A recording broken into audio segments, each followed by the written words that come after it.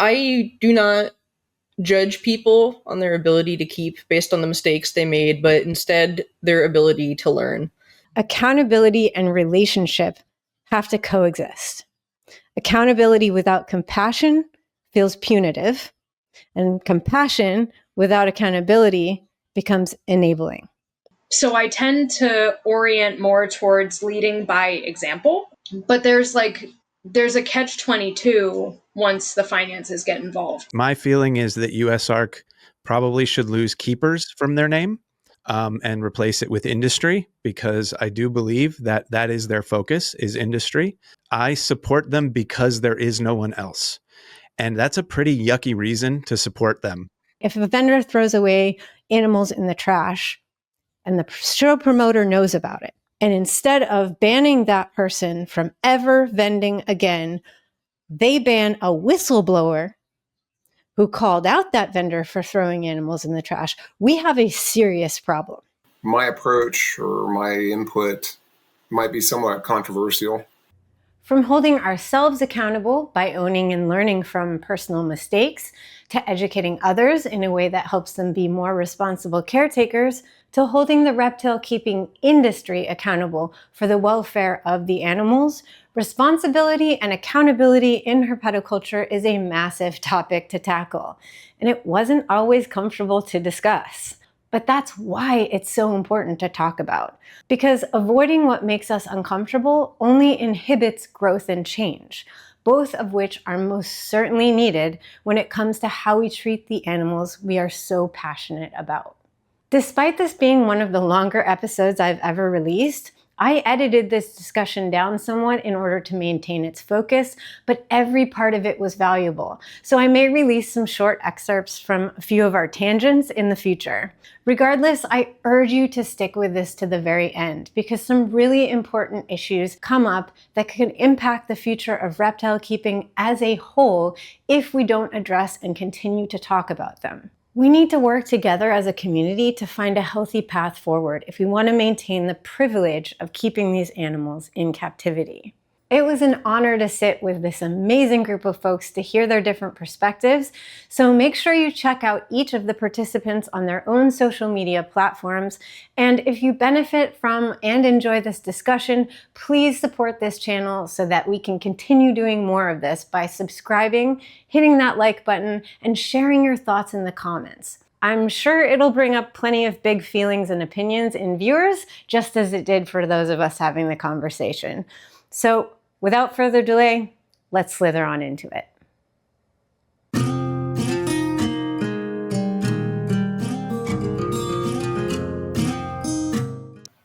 Well, hello and welcome everyone to the Reptile Roundtable. I'm so excited to have you all on today. This is really exciting. It's been a minute since I've done a roundtable, so I'm excited to keep the tradition going. So thank you all for being here. Thanks for having me. Yeah. Stoked. Yeah. Mm-hmm. So making mistakes in herpetoculture is unfortunately a part of the experience, right? And everyone has made some kind of mistake while caring for their reptiles. And some mistakes are no big deal, and others have really dire consequences. But the more we own our mistakes and talk about them openly, I think the better we and other people can learn from them and avoid making them, similar ones in the future. And holding ourselves accountable can feel really uncomfortable, but it's, I think, crucial to improving our care and keeping the animals and the hobby as a whole safe. And likewise, holding others in the community accountable for mistakes or even flat out negligence, I think is just as crucial. But how it's done, I think, makes a big difference and is tricky, to say the least, and can bring up some pretty controversial and even disturbing issues. So today, let's touch on how best we can keep ourselves and each other in check, what benefits and problems there are in doing so, and then what the future can hold for us if we don't do that. So before we get into all that, let's dive into introductions. Start by briefly introducing ourselves, the work in and our relationship with herpetoculture. And at the end of your intro, I like to have you pick someone else to say something nice about. And usually it's someone in the group, but since I think all of you've never met before, then and I'm the common denominator. I don't want it to all be about me. So just pick somebody who's inspired you and how they've inspired you to be a better caretaker and reptile keeper in the hobby. So let's go with EJ first. My name's EJ. I own and operate Hurricanes Herps. I breed boa constrictors mostly. I dabble a little bit in some other species. I have dart frogs and tree frogs and a single gecko. And I have, one Japanese rat snake, mainly because of you, actually. You had one, and I was like, that thing is so cute. And then I went and got one. And I have a little mangrove snake because I always wanted a black and yellow striped, and I named it Beetlejuice. So that's a little bit about me. I am kind of an animal addict, pretty much across the board. I have 8 cats and had recently 2 dogs, and I have a horse that I've had for 25 years. So I'm definitely addicted to like the animal front, if you will. And yeah, I also build custom furniture. That's another shtick of mine. And then, someone that inspired me to really kind of up my game in the hobby, I would have to say, is Brittany at Stronghold Exotics. Just the way that she always communicated with me about stuff, just encouraged rather than shamed, which I always found very helpful. And, and I have to give a shout out to Jason from Jason's Exotics for that same thing. Mistakes happen, and being able to navigate it with someone who knows what they're doing and knows how to help you, while, not having to feel like I'm going to be blacklisted for the rest of my life is a very important feeling. Yeah. Yeah. So I'm Savannah. I own I have a registered LLC called Perfect Hue, which was inspired largely by the work I've been doing with endangered alligator lizards and mainly somewhat restoring their colors, because once they're in captivity, they tend to lose the colors. So it's kind of like I've dabbled in a lot of fields or aspects of this hobby, like learning bits and pieces. I kind of have like very select, very specific bits of information that I excel in, but there's still like a lot I don't know. But it's kind of been self-propelling. Like it keeps me moving forward the more I learn, and I'm naturally a person who has a lot of questions. Outside of that, I am the director of animal wellness for a company called Happy Dragons that is an animal first and ethics driven care platform, making sure people get correct information and following information as it advances. But I love animals too. I can't say I've ever owned a horse. My dad always owned lots of horses, but I've always loved animals too. And then my dog, when I moved out of my mom's place, she wouldn't let me keep her. She loves my dog too much, so my dog stays with my mom. And getting into this hobby was not something I expected to love this much. But I will say, especially because of the communities I've been associated in working with endangered alligator lizards, I have seen a lot of the ethical complacency, and it's been something I've been complaining about for years. And I'm a naturally protective person too, so it's just kind of like fueling with fire. Mm-hmm. Like there are a lot of things I would change. There's not much I can change by myself, but I can still treat people the way I think they deserve to be treated, in a positive light, to foster what you want to see, basically. And I say that too because the person who inspired me in this hobby, I'm not going to name them specifically because I don't want them to get bombarded because it's related to alligator lizards, but the person I got my first alligator lizard from, if I look back at those conversations I had with this person asking questions, I kind of cringe because there's like a lot I didn't know, like, and stuff like that. So you're just like, you see where you started, and that Yeah. this person took the time. They didn't turn me away because of what I didn't know. They helped me understand to close the gaps, and then trusted me with the animal. And I still have her today. So like, I haven't let that person down. Like, that's what I want to see more of, more behaviors like that. Yeah, right on. Excellent. Chris, you want to go? Yeah, sure. Yeah. So my name is Chris Teodorsky. I go by the Gator Curator on Instagram. And as you can guess from that username, I'm in Florida. And I've been in and out of the hobby since the 90s. Probably the 80s, actually, if I wanted to be honest about it. But we'll just pretend it's just the 90s because that cuts a decade off of my age, I guess. I had left the hobby, and my daughter actually came to me and said she wanted to get a frog. And I was like, okay, well, I'm going to look into that because I want to make sure that I have the information that I needed. And it just reawakened that desire that I had around reptiles. And it was, okay. And I confess that I kind of just bought a ball python and brought it home, kind of without really informing my wife that was my intention. And she has been she's been a real trooper about it, and absolutely is, it's not her thing, but she definitely respects and appreciates that it is my thing. I was previously one of the hosts on the podcast What's Herpenin', and I'm soon going to be launching my own solo channel called Venom and Vines.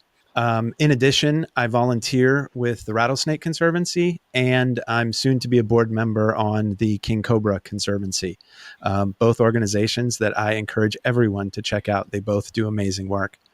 And as far as somebody who really influenced me, she's probably going to be mortified that I bring up her, that I chose her. But Tiffany Bright, actually, who runs the Rattlesnake Conservancy now. When you meet Tiffany, there is an empathy about her that is among for the humans, that's amazing, right? And then when you watch her with the animals, it's amazing to watch how much she cares for and how much she and since they do education as well at the Rattlesnake Conservancy, they do their entry level classes kind of around venomous relocation. So it's how to safely relocate venomous snakes, when they show up in people's yards. But when you watch her and the way that she cares for the animals, and the thing that amazes me the most is I've been there for clean out days, right? So we'll go, and they obviously have a bunch of venomous snakes in captivity, and on clean out day, the facility that they're in is a nature center.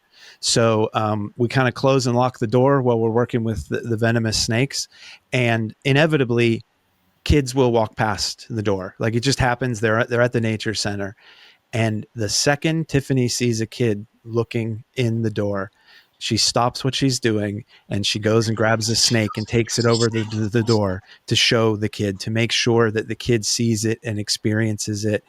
And I wish I could be half as conscientious as Tiffany is.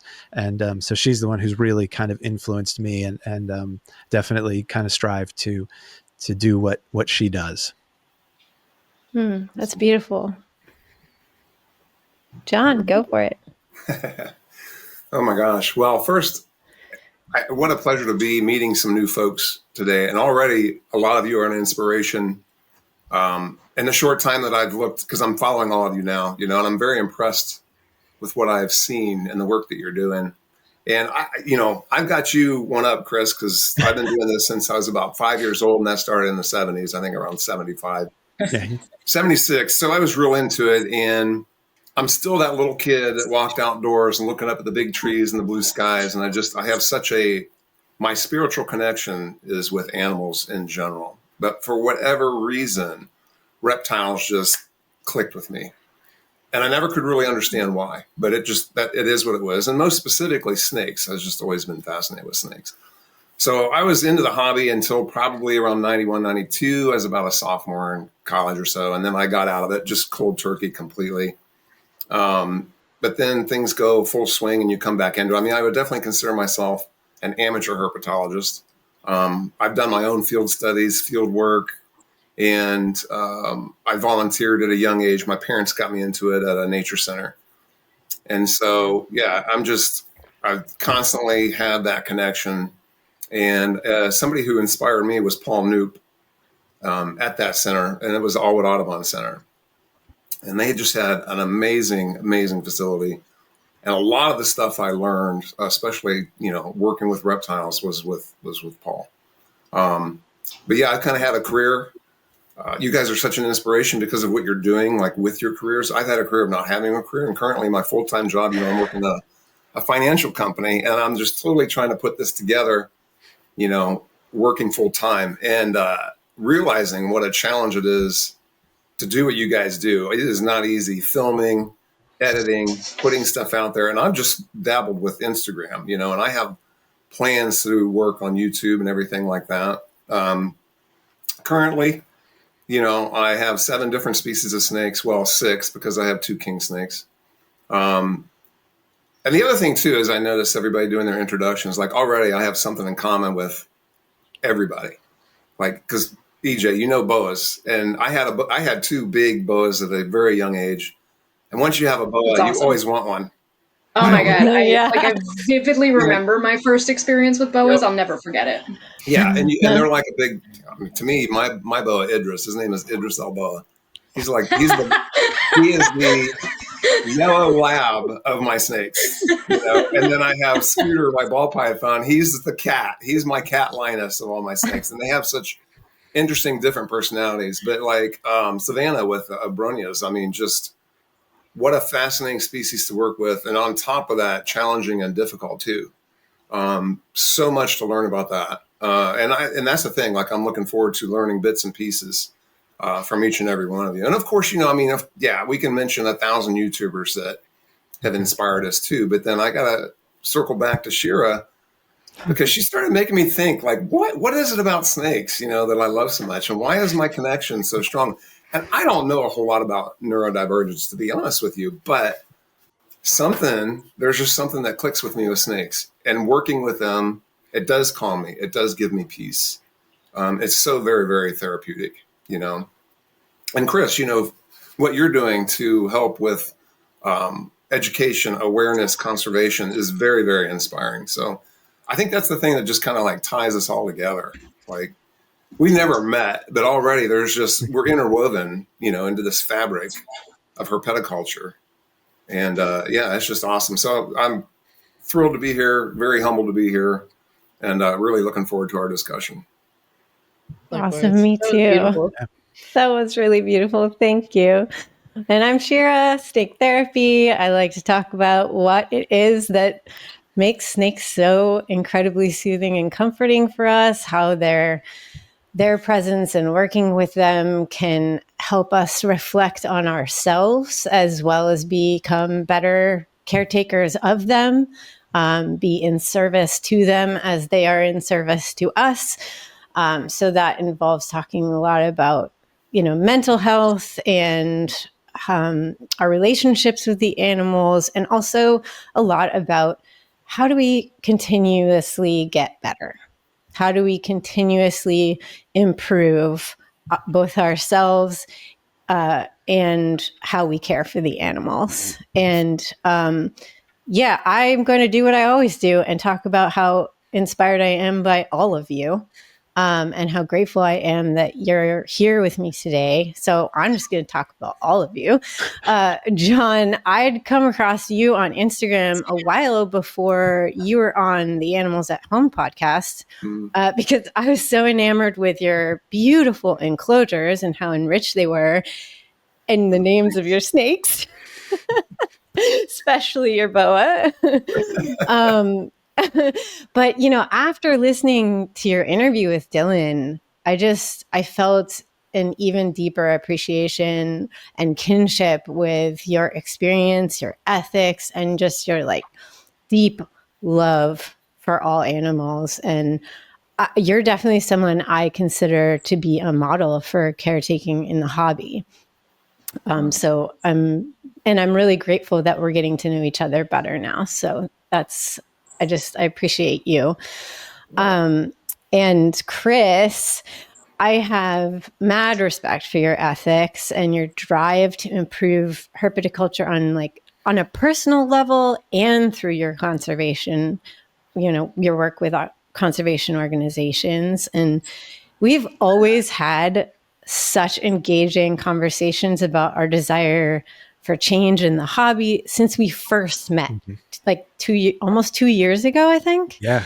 And you invited me to be on the first podcast interview I'd ever been back when snake therapy was in its infancy, which I appreciate your faith in me and your support of my journey. And it's just been unwavering ever since. So I'm very grateful and proud to call you a friend.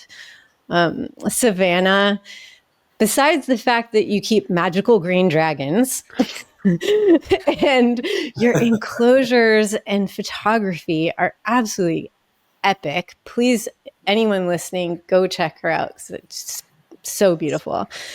Stunning. I feel a huge respect for your mission and drive to help others through your work with Happy Dragons. I've watched being, in the Discord, I've watched how well you interact with others in order to help them grow and improve their care. And you're endlessly curious, which I see as a superpower.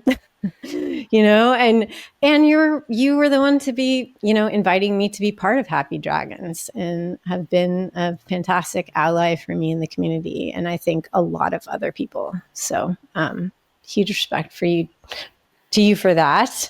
And EJ, when I think of ethical breeders, you are one of the first people that pops into my head.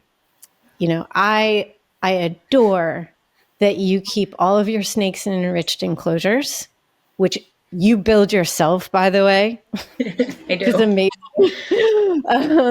You give all your breeders names. You treat them with kindness like someone would their pets instead of products. You obviously love and care for all of them as individuals. And that is extremely special and important to me as far as everyone goes, but breeders in particular. And we've had some great conversations about growing as both humans and as caretakers. I think, I love that we've been able to bounce things off of each other. And I feel like we've both been able to kind of learn from each other, which is extremely valuable. Even if we do some things differently, like it's been extremely valuable for me. So for me too. Yeah. So you've been an invaluable resource for me. Wow. Truly. Yeah. You're going to be a valuable resource for me too as I move into what I call my green tree project. So, because I'm planning on doing something very similar to what you're doing right now. That's awesome. Well, So all of you, I'm just fantastically grateful for you in my life, and I'm so glad that you are part of this community. So let's get into it. All of us have been working with reptiles for quite a while now. Who among us feels like they've never made a mistake? Go ahead. Right? Raising our hands. I mean, I'm never wrong. So, I just feel like maybe that's part of it. Yeah. I've never once been wrong about anything. My wife will absolutely stand by that. So besides EJ, for sure. It's inevitable, right? I think, it's what we do with and after those mistakes that really makes a difference. So you can do all manner of things after a blunder that are unhelpful for yourself, and don't create positive, lasting change. But you can also do what someone in my Discord called a healthy repair, which involves, recognizing the mistake, slowing down, naming what happened without being defensive about it, and taking action to make a change. So, one thing I wanted to discuss was our representation of those mistakes within the community. With the rise of social media, there's a lot of influence in how we represent ourselves and our practices. And it's a lot easier to show only the good things, but that can be a detriment to ourselves and others, because especially if you have a bigger online presence, but either way, it doesn't show the human side of growth and learning. And it can also make people feel intimidated or inferior or afraid to ask questions. So I think it's important to share the struggles that we have along with the wins. And speaking for myself, I have definitely made my share of mistakes, both large and small. And I try to be open and honest about, teachable moments, as much as I can, because honesty and integrity are at the core of my beliefs personally. And I feel like if I talk about something I did wrong, I might be able to help someone else and turn a bad experience into a positive. So one of my first questions is there a mistake that someone else shared openly that helped influence you, or helped or influenced you and the way that you keep your animals? And we can just go in the order that I see you on the screen. So EJ, if you want to go first. I'm honestly having trouble coming up with something that someone shared with me that was what I would consider like a real mistake that had like a genuine like effect on the long-term health of their animal. Now, I mean, everybody has like different definitions of different words, right? So like a mistake could very well have easily been, using the wrong lighting, or, using the wrong substrate for the species they're keeping. But I've made so many that like, and some that have had like serious effects, and some that I've caught early enough and, were negligible. Well, we'll come back around and talk about, mistakes we've made. And again, mistake that word has different connotations. Mistake or lack of knowledge that led to something. I thought of one. Oh, go ahead. I sold a baby boa to someone probably a year ago. And they took him to an expo, and then, to like show and tell kind of thing, which I always advise against. He wound up getting mites, and they went home. They brought him to me at an expo just to like do a health check. And I hold this snake, and he's like covered in mites so badly that they're like falling off onto me. And I was like, oh my God.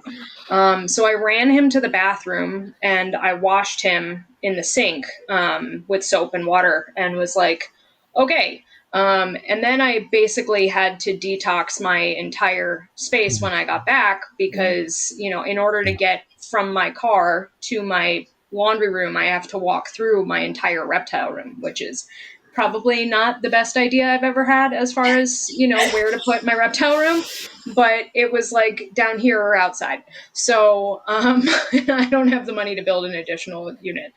But that snake wound up dying about a month later.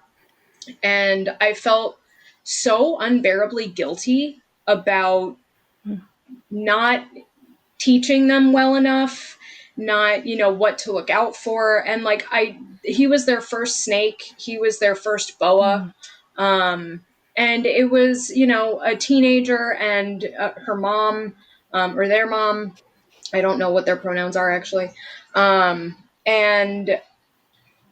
the whole family was going through a whole lot of stuff at the time. So like, I don't even really hold them accountable as much as I hold myself accountable for not teaching them more before letting him go home. But they, we had like a constant communication back and forth during that entire time. And I think they just didn't know what they were looking at, which is something that I've experienced a lot as a breeder, and I've had multiple snakes surrendered to me that were covered in mites.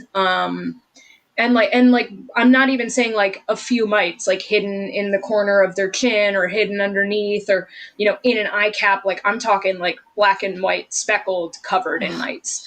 And that is like a minor mistake that can go horrifically wrong very fast.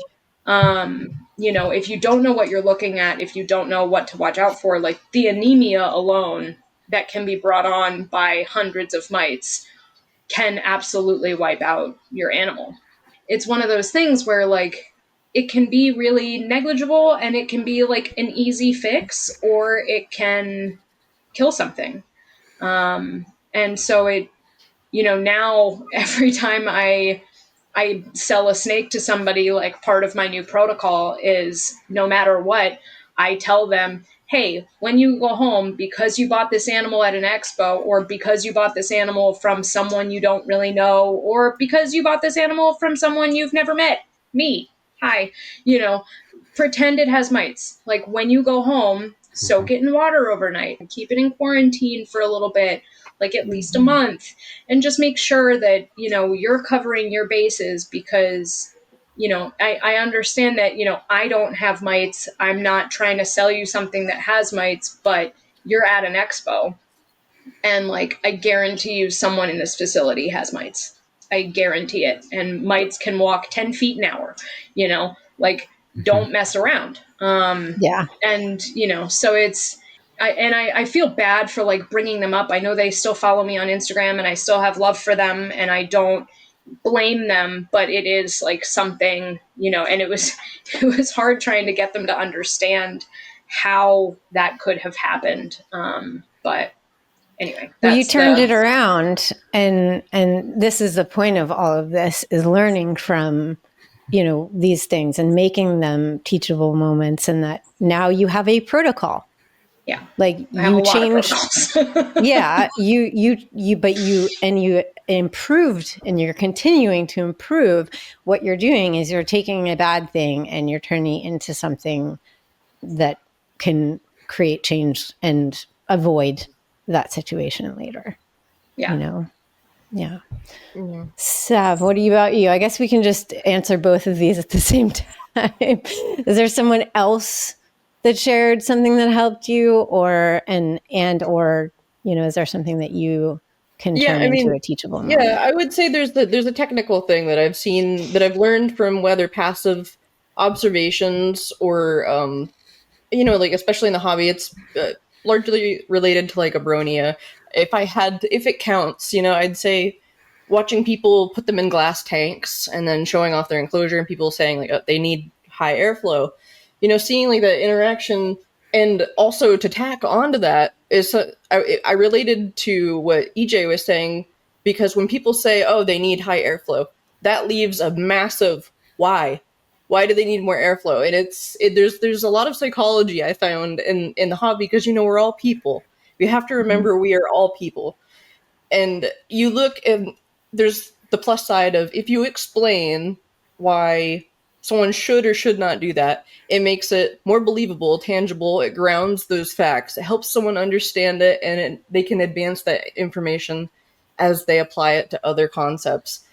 And two, the idea of people wanting to keep species that need high airflow in glass tanks kind of is a little bit what inspired me of, okay, well, how can we keep these species on a more accommodating level without compromising their care? And that's why over the past almost 2 years, I've been experimenting with not keeping them in mesh enclosures. Instead, I've been doing PVC. The only thing I haven't tried is glass. I know how you could do it. It wouldn't work maybe as well, but I think it could still work. The only reason I haven't done it is because cutting glass is outside of my skill set. Like drilling into glass, I don't want to learn it. but it's my approach in this hobby has been more about meeting people on their level, like at the level they are. And it's like, I think everyone here has said something so far that has resonated with me in some way, that has made me recall a moment that I've experienced in this hobby that was really important to me. And Yeah, I mean, so yeah, if you want to call that a mistake, keeping them in airflow, people getting bogged down saying, oh, you shouldn't keep them this way or that way. Like, there are still some situations where I see people saying you shouldn't keep them that way, and I will observe, because maybe it works out. Like, we're testing the limits. We're pushing the boundaries of what was black and white rules.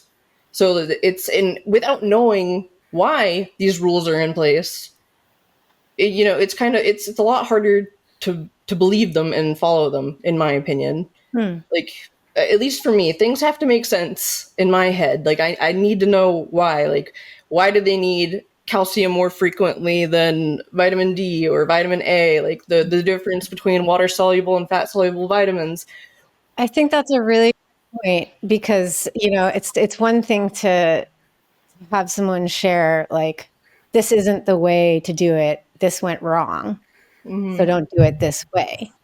And instead, this isn't the way to do it. I learned that because, Right. It's there's a much more big valuable to difference be able to there. explain Yeah. something. It's how I became of the opinion that giving someone even a right answer without explaining it is basically handing them a loaded gun.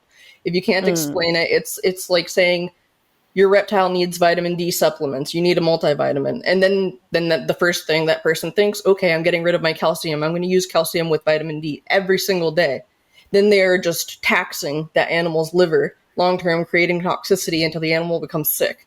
It's like, if you don't explain that, and Yeah. like and they don't know, so they trust someone to give them the answer. And some people, and I'm not saying this is like directly anyone's fault either, because people are trying to help, maybe don't have time or energy, or just didn't think that they needed to explain themselves. But like, some people will blindly follow instructions. Some people are very literal. I'm one of those people that tend to take things too literally. But I'm also the person, again, who needs to understand why. Not everyone is like that, and that's not a criticism. But because I mean, there are people you trust, and Yeah. not everyone is always right. So having a good foundation of information, understanding the core concept, will help you a lot, because you can sit and think, okay, that doesn't sound likely or doesn't sound completely correct, and you go from there. But I think maybe we should amend mistakes with things going wrong. Yes. right, it's like, especially like when you look at things on a logistical perspective, like, always expect deviations or exceptions. It's like, especially when people are describing animal behavior, or even like coloration, it's like there's always an exception. Like, people will Yeah. say, oh, like, this animal is a female because it has X, Y, and Z. There's always an exception. There is so much we don't know. This hobby is, in my opinion, just getting started, which is why we need a lot more accountability. Because, yeah, I would say, like, in the few times I've had animals pass away so far, because it is going to happen eventually, it sucks. It freaking sucks to It sit blows. and outright admit, or That was me. announce. Yeah. There's a Yeah. difference between admit and announce here. But Right. Which is why I'm saying when things go wrong, instead of like, it's your fault, Right. yeah, no, I mean, Like, you I feed a have a bad mouse or a bad rat and it dies, like, that's not really on you. There's not anything that you could have done differently. That's a going wrong. That's not a Yeah. mistake. It's something Yeah. to, like, look at, as far as, okay, where am I Yeah. getting my feeders, before, like, your Exactly. entire collection drops dead, but that's not a negligible. yeah. No, That, I Right. mean, that would I be have a prime categorized under the example of things a go mistake wrong. I've made. Like, are we Yeah, doing me too. both sides now? Yeah, or let's just do it. Let's just do Okay, both. so when I had my first litter of Agernia hosmeri, they have universal rocks backgrounds, and originally I just put the backgrounds in with like industrial strength double-sided tape. Like, I have, to this day, there was zero way that I could have fathomed that a baby would be able to get behind the background. Lo and behold, there were three babies, and it'd been a while. I think I was doing a weight check and I couldn't find the third baby. And I'm looking at the top of the background, and I see a little foot sticking out the top. It is a true and tried mistake that I made, because I took a shortcut and underestimated But I pulled the background down, and like I immediately called my vet, and she like got back to me like almost immediately, and we were talking. The baby is still alive. Just I Oh, want to good. say that. But he was stuck in that tape, and I had to cover the background and olive oil and gently remove him. And then the next day we went to the vet, and the vet was just kind of like, "Yeah, he looks great." So I caught him really early. I was really lucky. That could have been, I have no idea how long that baby was back there, because there was urate, there was a little bit of poop stuck in the tape next to him, so he was there for a little while. That could have been so much worse because of an oversight I took, and because I know there was probably a scenario when I got those backgrounds and I was looking at the enclosure. I said, do I really want to empty this and take it down so I can foam in this background? Just foam in the background. Like if you just because you think your animal cannot fit into a small space, it's like if someone loses their snake outside of the enclosure. Check all the spaces you would not expect them to be, because they will amaze you. This was just a little tiny baby skink. Like, but I'm so glad the baby. I'm so glad he was okay. I felt horrible. I immediately put everyone into like a little tub and foamed in that background, and I still have it today. But like that was a lesson to learn.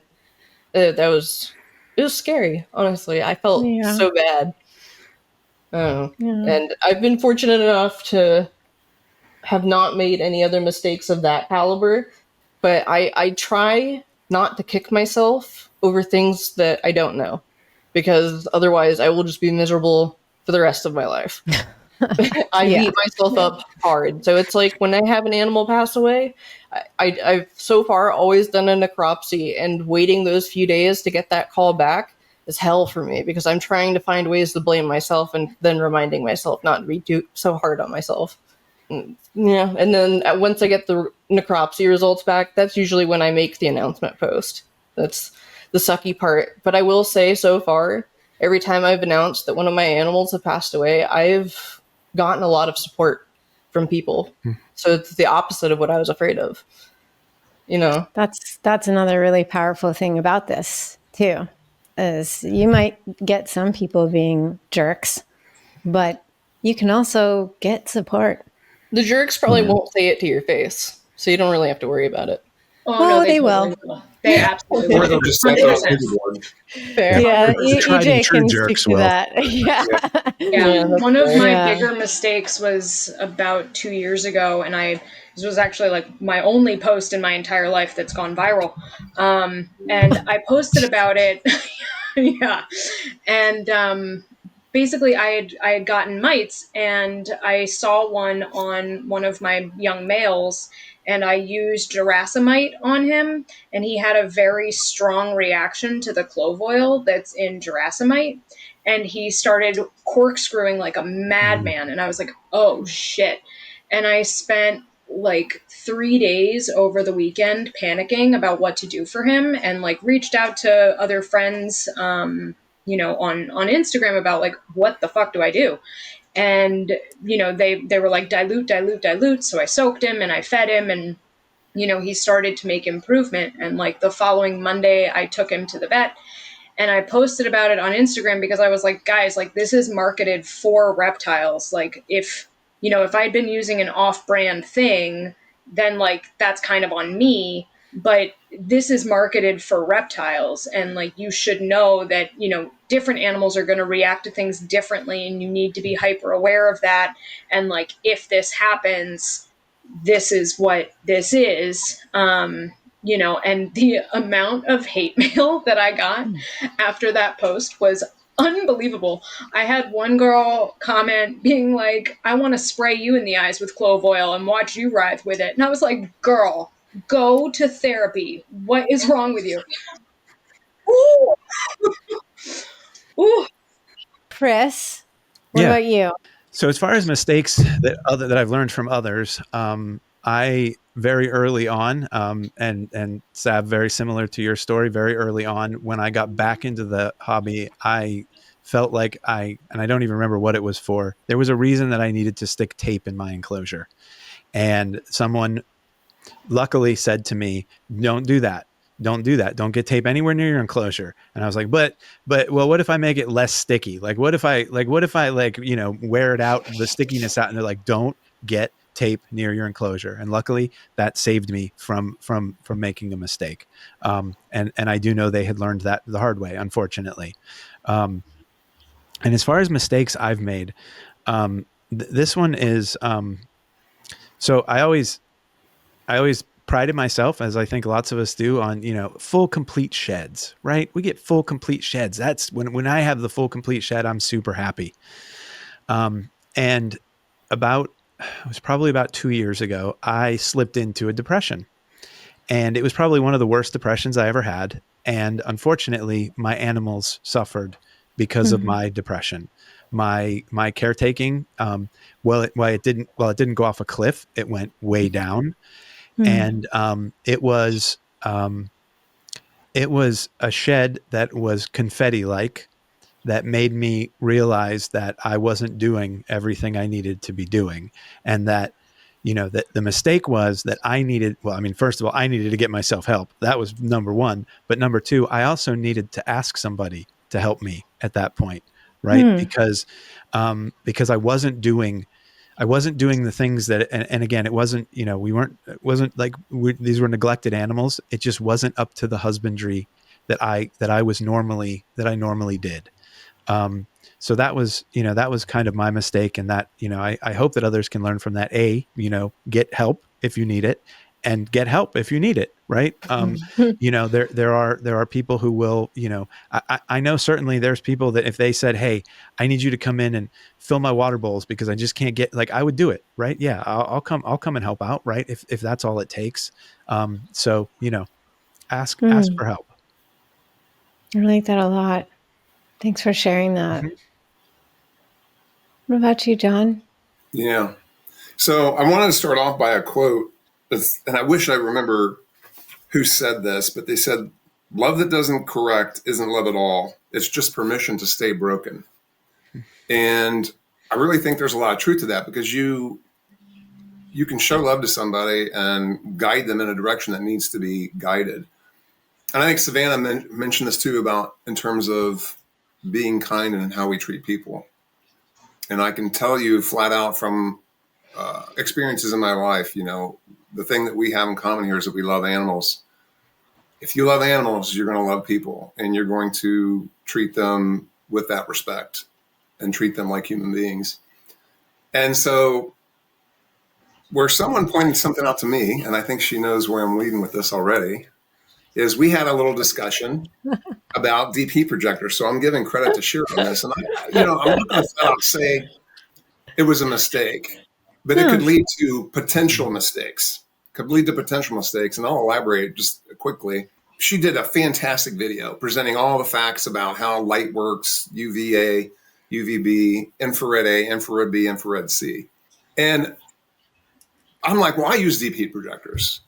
And the first mistake that I made that I wasn't even thinking about, and is the fact that, well, not everybody's keeping them or using them the way that I'm using them. Because some people are just thinking a DP projector is enough, and they're just going to run LED lights or just run UVB with a DP projector. And so I'm overkill. You can kind of see how bright some of these are in the back. Now I don't use them. I've switched because my goal is to not use any heat at night at all. I mean, because to me, I'm trying to keep naturalistic, represent their environment. But I was using a DP projector combined with a halogen. And then, of course, I have my UVB linears. I have 2 LED linears. I have an aqua sky. I try to simulate thunderstorms. But that being said, so we started thinking about how infrared A works, how infrared B works, and the differences between infrared C. And so it led me down a path to really, really dig deep and look into this. And it's not the way I was doing it, because I was dimming those things down at night, but they were still on all night. And my whole goal is, wild recreation, so to speak. And my thought was, well, a ceramic heat emitter, okay, it's producing heat from above at night. So is a DP projector. Drinking water is great, right? We're supposed to stay hydrated and drink water. What happens to us if we drink a gallon of water every half hour for 24 hours? We become very sick. In fact, it could probably kill us. Mm-hmm. So too much of a good thing is very, very bad sometimes. So if you think about deep heat projectors constantly bombarding them with waves at nighttime, and a lot of my animals are nocturnal, so they're out at night. They've already had a full day of it basking underneath the lights. So they've gotten more than what they've needed. Mm-hmm. And that really focused me. I'm like, and then the other thing, because I have some picky snakes, for whatever reason, my boa, I had to install an elevated water dish for him. He doesn't really like, the only time he drinks from his water bowl is like the first 2 days that I change it out, and I try to change it 2 or 3 times a week. And so I installed an elevated bowl, but he loves to drink water off his coils. Like when the mister comes on, he gets the dewdrops, that's how he drinks. I've seen my green tree python drinking the same way. But the deep heat projector, if you're not watching it, and if you don't know your animals, you could have some issues. They could become dehydrated. And think about when you sit in a sauna too long, your life, and that's what I found. It started clicking. I'm like, maybe that's what's going on there. It's too much of a good thing. So that was something that really brought me full circle on that. And it forced me to dig even deeper beyond the science that I already knew. And then by that, I've learned even more and a better way of keeping. And, I believe there is research that even colubrids can detect heat. They may not have labial heat pits, but they do have an ability to detect some infrared. Absolutely. Yeah. Yeah. And so, I don't use them now, but on a glass enclosure, I would use a heat mat. If you want to know the truth, I would probably put a heat mat on the side of it, heat that soil coming in from the side to try to recreate more of after the lights are on during the day, they go off at night. The ground is what's warm. And then that infrared C would come up, But absolutely, bar none, if you have to use nighttime heating, I would revert back to a ceramic heat emitter. Mistakes that I've made, my goodness. Over 57 years and 50 of that keeping these animals, I've made tons, Probably, especially with snakes, is you're getting up their setup, and a very easy mistake, and I think EJ and Savannah kind of alluded to this already. You're like looking at it and you're thinking, there's no way he's ever going to do that. And you assume that. And that's the first thing they're going to do. And they're going to blow your mind. It's that way all the time. These are very intelligent animals.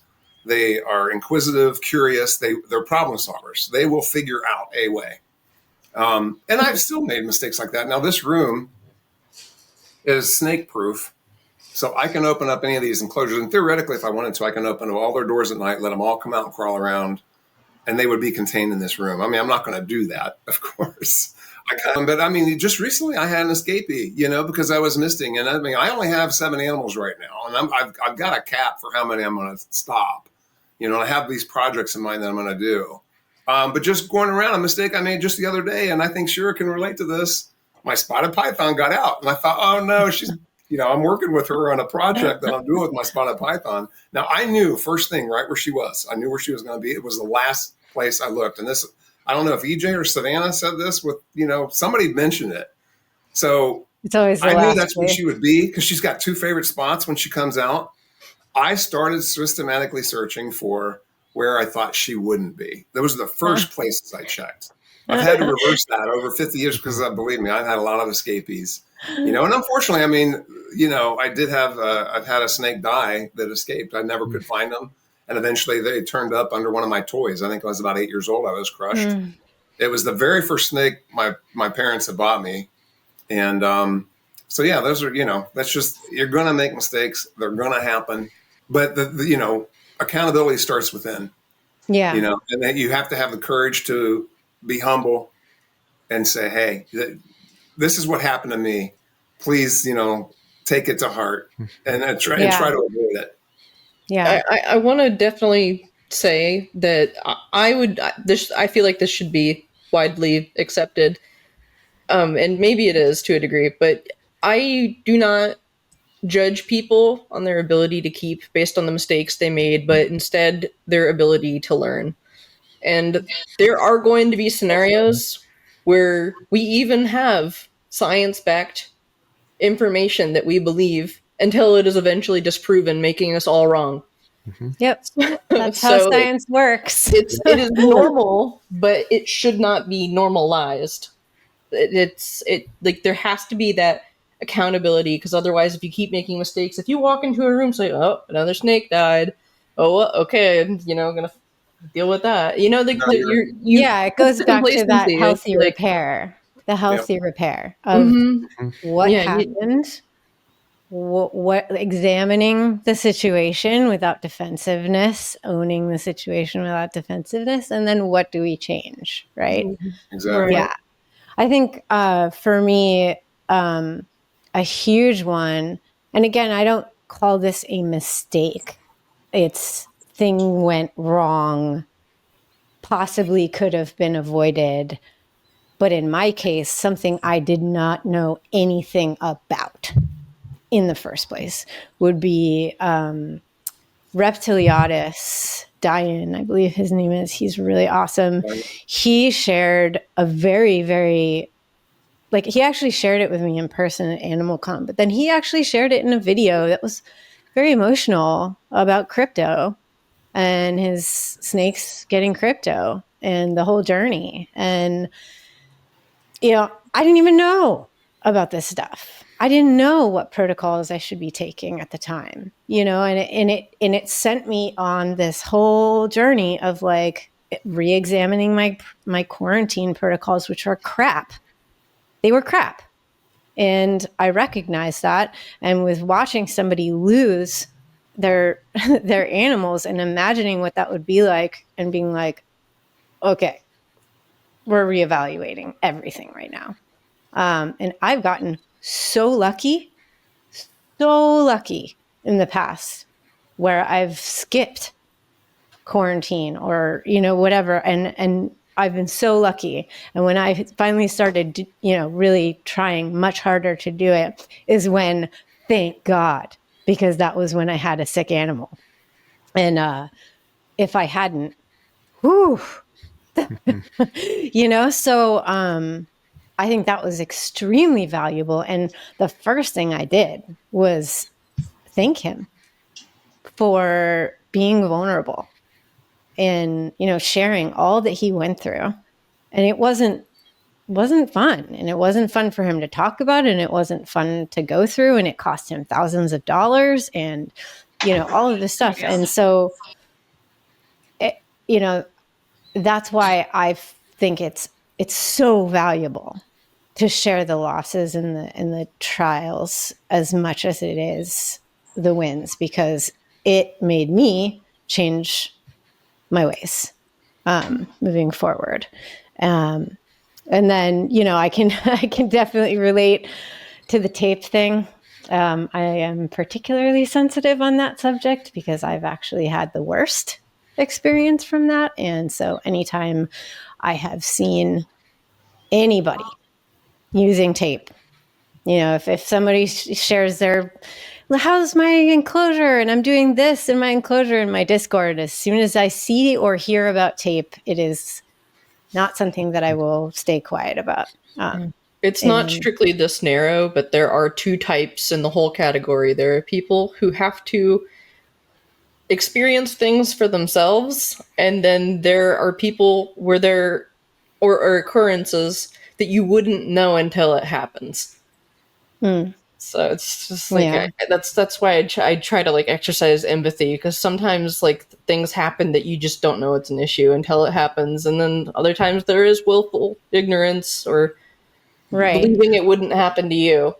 Right. But And well, that kind of is a great segue into the way, and we've talked about this a little bit, but the way in which we speak to others about something we recognize that could be harmful that they are doing is so important. You know, the adage like, don't berate, educate, or educate, don't berate, because it can be the difference between somebody listening and somebody completely tuning you out or writing you off. And if they write you off, ultimately that burden, it lands on the animal. You know, the animal is going to be the one that suffers if something's wrong. And in this case, you know, we'll talk first about like not harmful, like intentionally harmful actions, but maybe lack of knowledge or lack of understanding, and you see somebody doing something, talking to them about it. It can be very tricky. It can be something that we want to choose not to do because it isn't always fun to go down that rabbit hole if people fight back, or people have extreme differences of opinion, on the subject. It's tricky business educating others.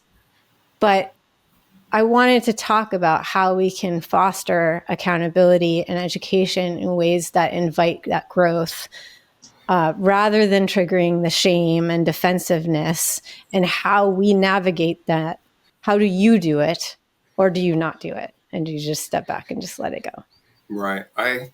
Just a quick reminder that if you're enjoying this content, please take a moment to support it by subscribing, hitting that like button, and visiting the Snake Therapy Patreon, where you can get early access to episodes, extra content, and some other fun perks. You can also support the channel by using the affiliate links in the description to buy substrate from Reptichip or enclosures from Apex Reptile. The Reptile Roundtable discussions are a series, so make sure to leave a comment below if you have an idea for a topic and/or a guest you'd like to see contribute to future conversations. We have some stellar ones on deck already, but the hope is that they benefit you, so your input and contributions are more than welcome.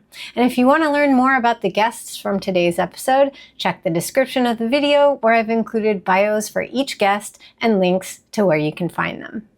I absolutely try to do it with the way that I demonstrate how I work with animals and keep animals. Yeah, accountability. I mean, if you look at the condition of it, it says condition of being accountable, responsible. And if you look it up in the dictionary, I mean, it's interesting because it says their lack of accountability in the public eroded the public's confidence. And this is like a quote from the definition of it. And I think in herpetoculture and the reptile hobby, that's exactly where we are. It's an uphill battle, but this is where it starts, is right here. Groups like this, channels like Shira's and your guys, by showing this aspect of it, it's small and we're outgunned. Because if you look on a day-to-day, and this is the doom and gloom part, I'm not going to, like I said, there is hope. And that segues back into this group. We're the hope, and anybody that we can inspire to do what we're trying to do and the way that we keep our animals, that's where the hope's going to be, and that's going to grow. It will foster. It will come about. But I mean, I have what I call myself, an animal empath, and I'm an empath, I think, with human beings as well. But I got to be honest. I mean, growing up at a young age, I watched Wild Kingdom and Mutual of Omaha's Wild World of all these different animal programs, read books. And I got to be honest, if I could turn myself into the Rambo Terminator and wipe these people out, that's the emotion that I feel. Right. And that's against what Savannah's saying. But I think what Savannah's presenting in terms of how you talk to people about accountability, and that's where it has to be.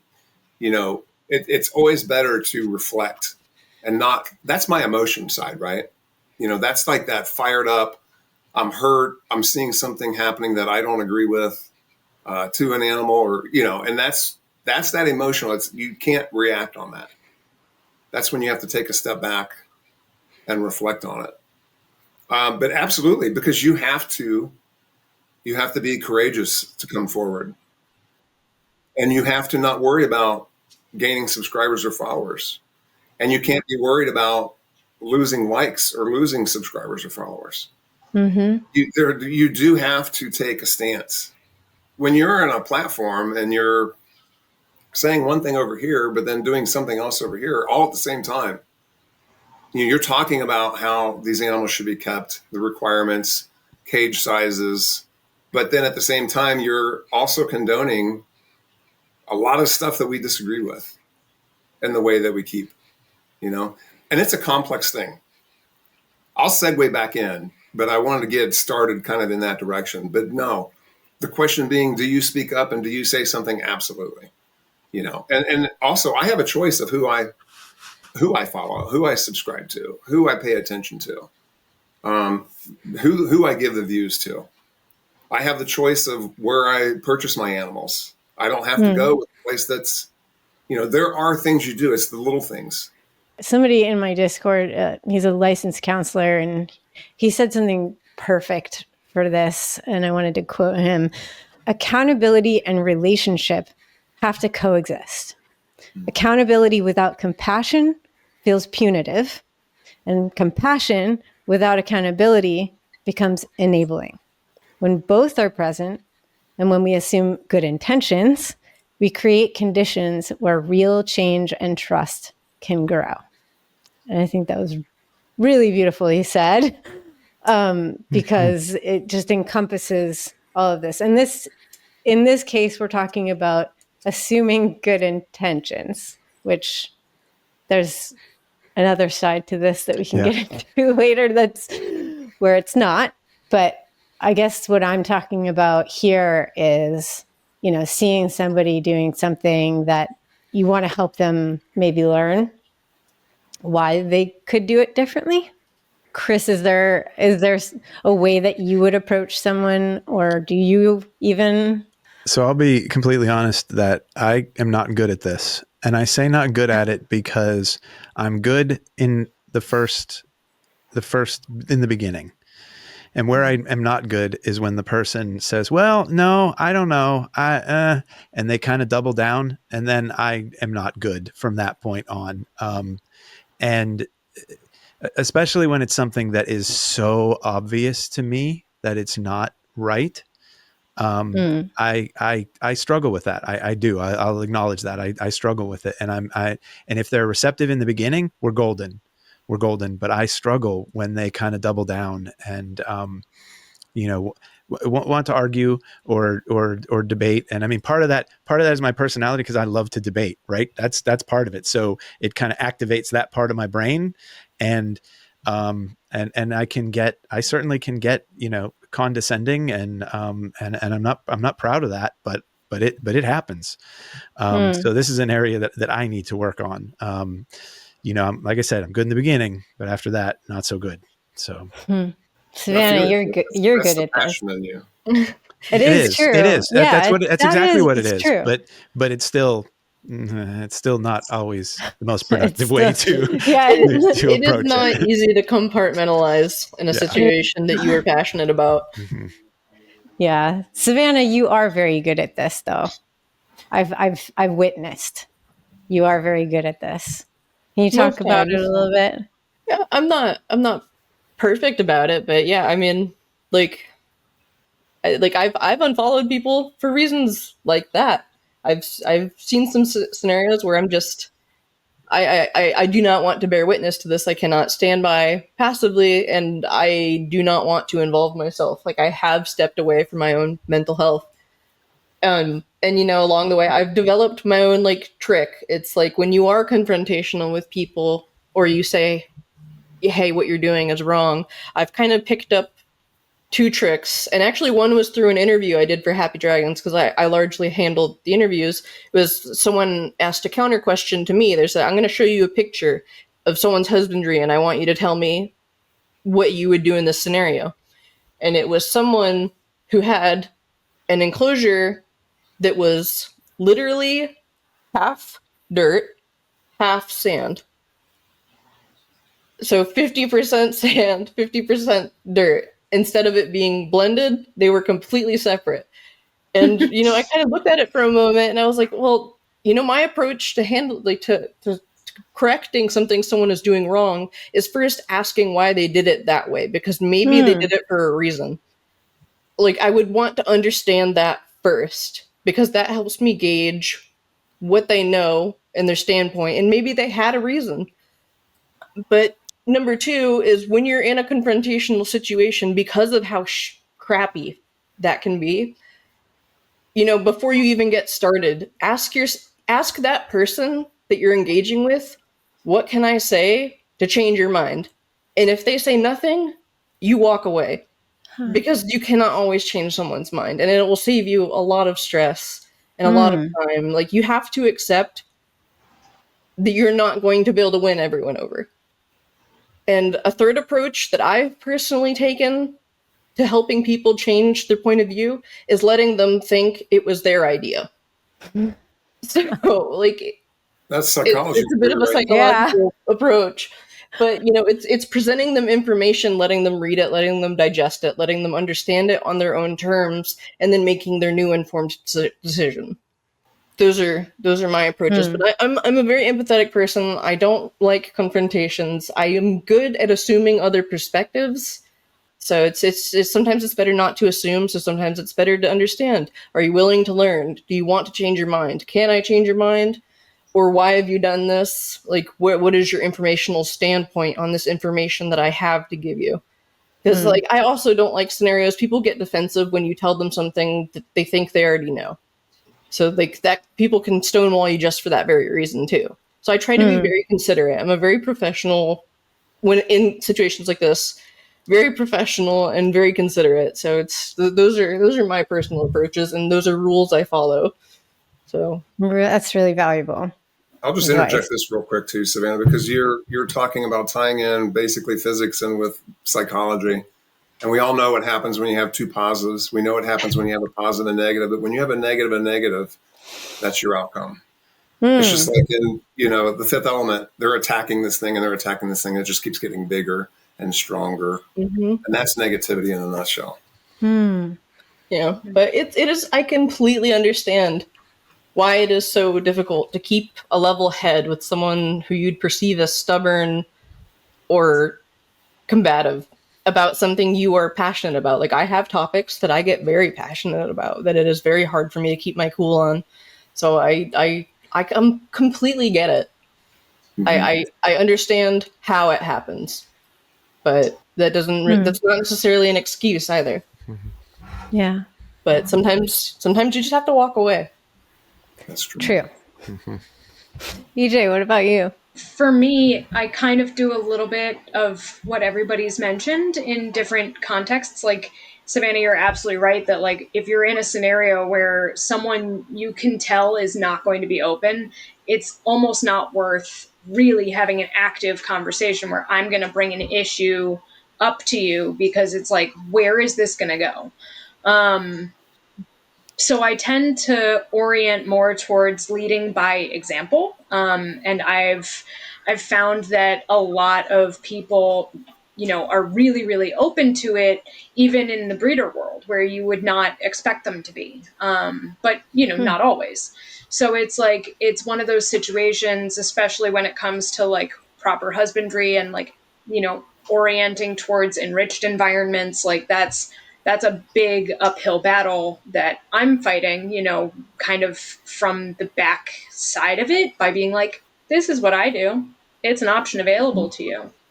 But there's a catch-22 once the finances get involved. I have to be really careful, about how I broach these conversations and how I engage with them, with other breeders. And because it would not take much to get me blacklisted, and I can't afford it. I've already tanked one business because I couldn't keep my mouth shut on something, so it's like, it's something that I'm actively cognitively aware of. Like, it's at the forefront of my mind every single time.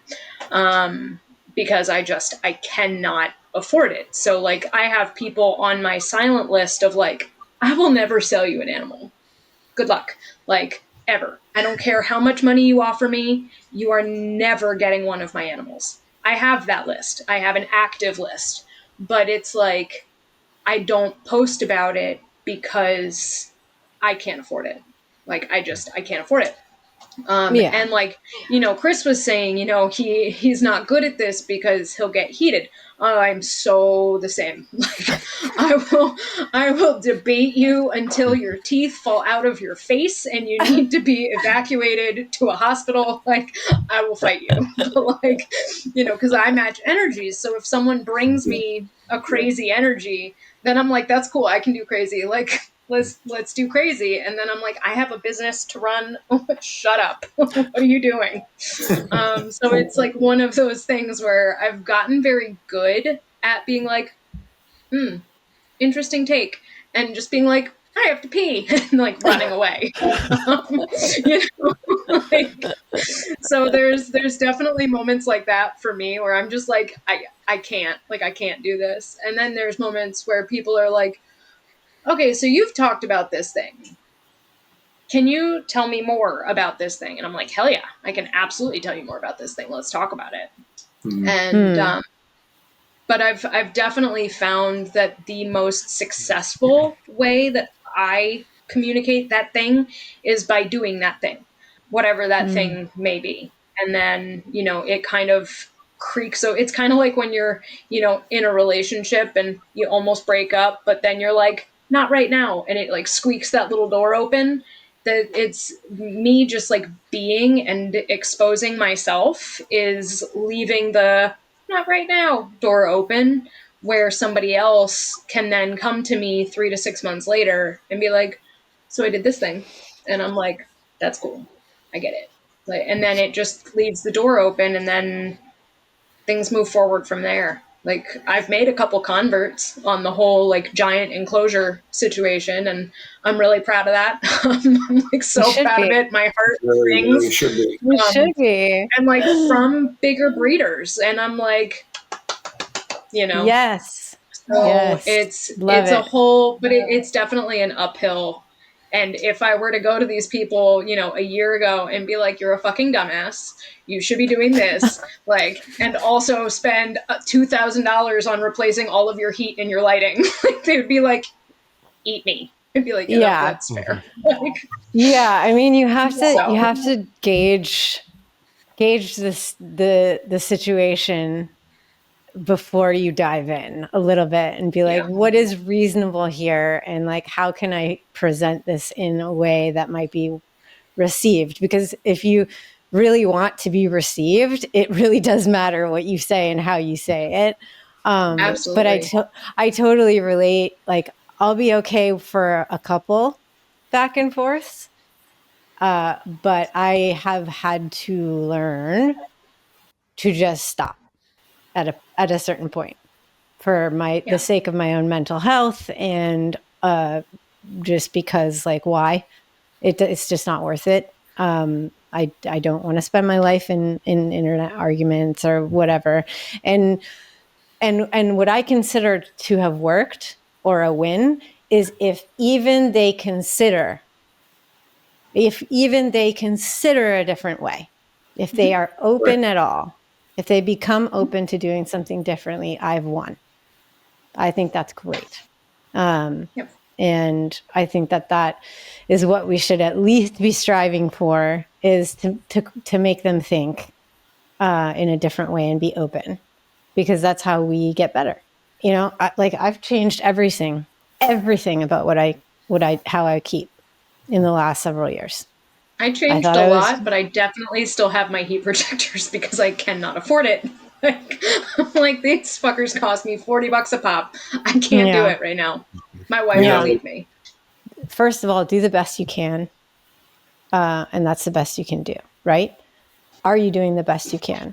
And if you're not, then assess what that looks like in the future, and a path forward. And it can be slow, it can be fast, as long as there is some kind of trajectory in some way, you are always seeking to be better in some way, then that's the best we can do.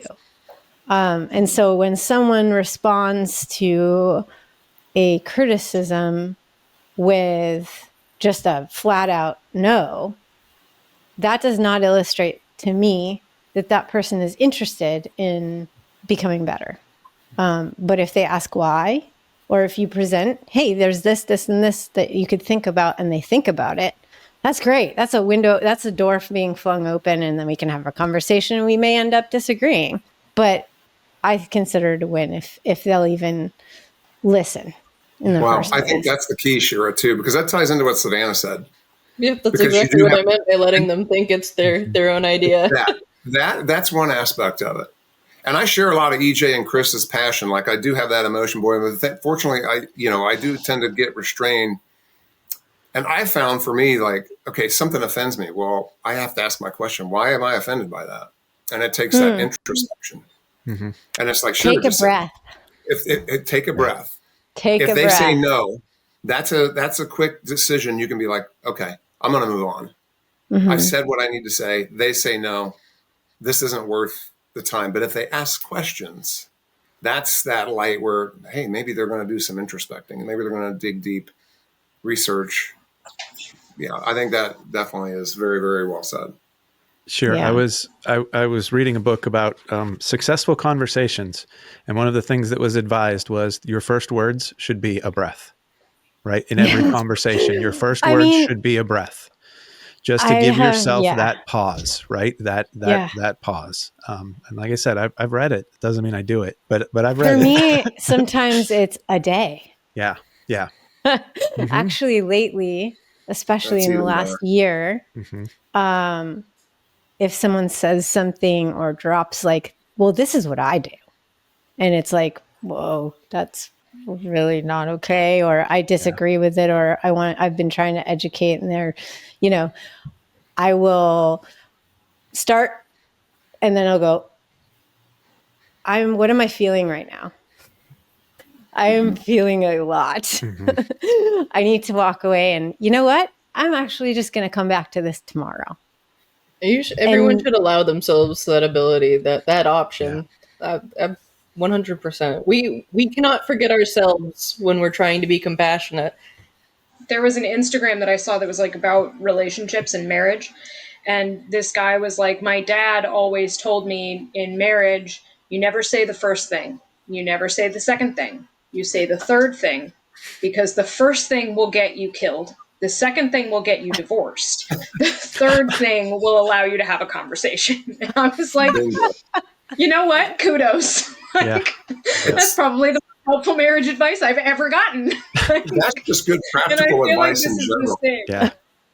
Yeah. It really I did- is. It is, I John. did want to also mention it was my favorite quote that I picked up as I was getting to the point in the hobby where my notice of ethical complacency was rampant. Is a quote by Upton Sinclair that says that it is difficult to get a man to understand something when a salary depends on his not understanding it.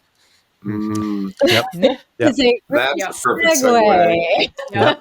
That is excellent. That's a great segue That is into the next section. Mhm. Let's go to the dark place. I hope you guys don't mind. I brought my No, I emotional love it. support because I was having some really bad anxiety. Oh, well, It's okay. It just happens when I talk to people. All right. Well, I think this is a perfect segue to talk about accountability across the hobby as an industry where capitalism is an element. And before we were talking about, maybe ignorance or lack of understanding, on a personal, somebody's doing something they don't really know why it's wrong or all that. Then there's the side of negligence, willful ignorance, and abuse. Yeah. And, due to the lack of official regulation and set standards of care within herpetoculture, we actually have to self-police when it comes to harmful welfare, standards and practices, because if we don't, that negligence can end up coming back to hurt all of us. And not to mention being harmful to the animals, of course, but it can cause repercussions way bigger than just somebody's a jerk and they're being horrible to animals.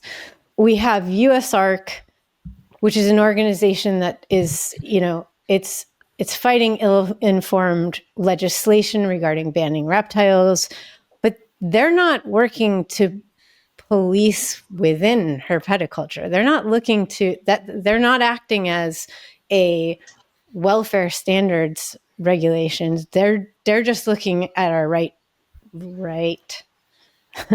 to keep from and protecting from criticism from the outside. And I see that as a major problem. And especially because they are funded by some of the people in the hobby that are bad actors. Do we even think that this self-policing is working?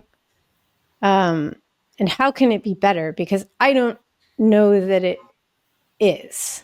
My first thought in response to is it working is humans are not notoriously good at self-policing. It's why we have religion. You know what I mean? Like, we don't actually have that innate ability to just self-police, like, without being shown why we should.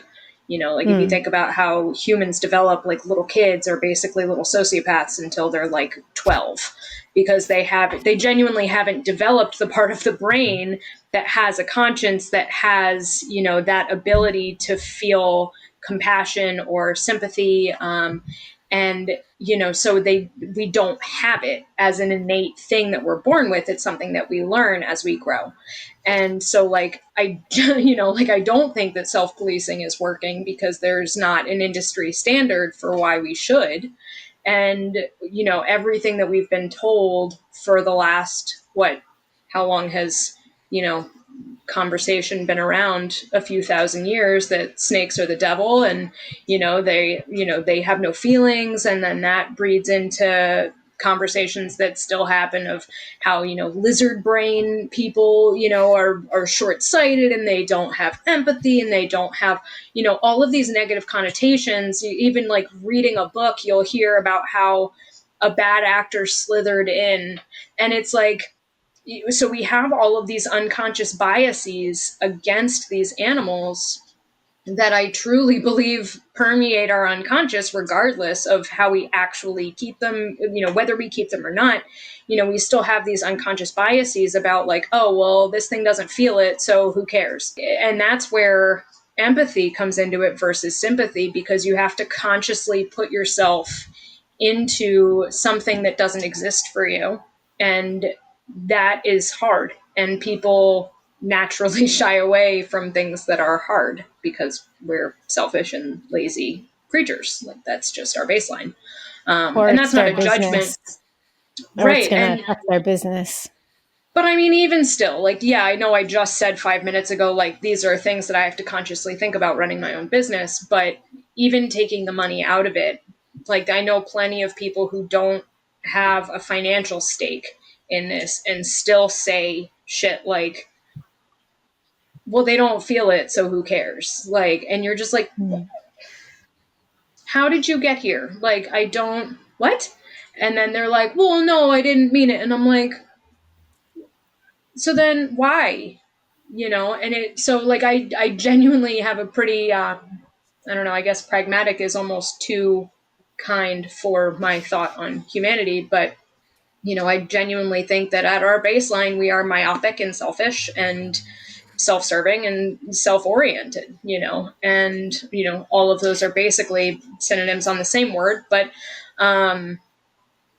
you know, I think that it goes against our nature, and our culture is moving more towards the self-indulged, you know, with the rise of technology and Amazon and, you know, like, all of these companies that make things happen for you instantaneously. You know, you don't have to wait for it. You know, I think that we have to actively seek it out, and we have to have a reason to actively seek it out. And I think that, you know, like John said, groups like this are the hope in that. You know, we sit down, we talk about the reality of the situation and call a spade, and then suss out how to move forward. And I think that having an industry standard, you know, as much as I love USARK and what they're doing for maintaining the access to having these animals that have completely changed my life, you know, I think that the rub is that they don't have a portion of USARK that will orient us towards their welfare versus ours. You know, and I think that that's the next step. Yeah. I think it's not going to be USARK. I don't think it No, can be. I that's not what I was trying to say. It needs to be a different. It could even I'm just be trying to within think. USARK. It could be like that. The theory could work if people who cared enough about this aspect of it got involved in USARK and started advocating within USARK and dealt with the shit that you'd have to deal with from doing that. You know, like, I guarantee you it would be difficult at best. But Well, I think the be. problem with that, and I know that Chris could talk about this, is that, you know, USARK is funded by by people in the industry, right? And so if their funding will go away if they happen to call out bad behavior on the part of one of their big donors or something like that. It's a special interest group in a way. Yeah. You know, and I'm not saying that what they are doing is a bad thing, because what they are doing is a good thing. It's just not what we're talking about here. It does not help with, you know, keeping people in check and keeping people accountable to caring for these animals better, taking better care, you know. And I think there is no one. So I don't know if there's a solution. We're not going to come up with the solution in a second. We're not going to come up with it today. But by the same token, as people age, as the bad actors die out, literally and figuratively, you know, there will be new financial incentive for USARK to adapt to the new age of doing things. You know, so like it's kind of a two-sided coin. Like right now, no, I think you're absolutely right that like these people aren't close to dead yet. You know, this portion of the industry isn't close to dead yet. You know, we've had cats as pets for 3,000 years, 4,000 years. And there's so many people on the planet who still don't know that cats are obligate carnivores and they cannot survive a vegetarian diet.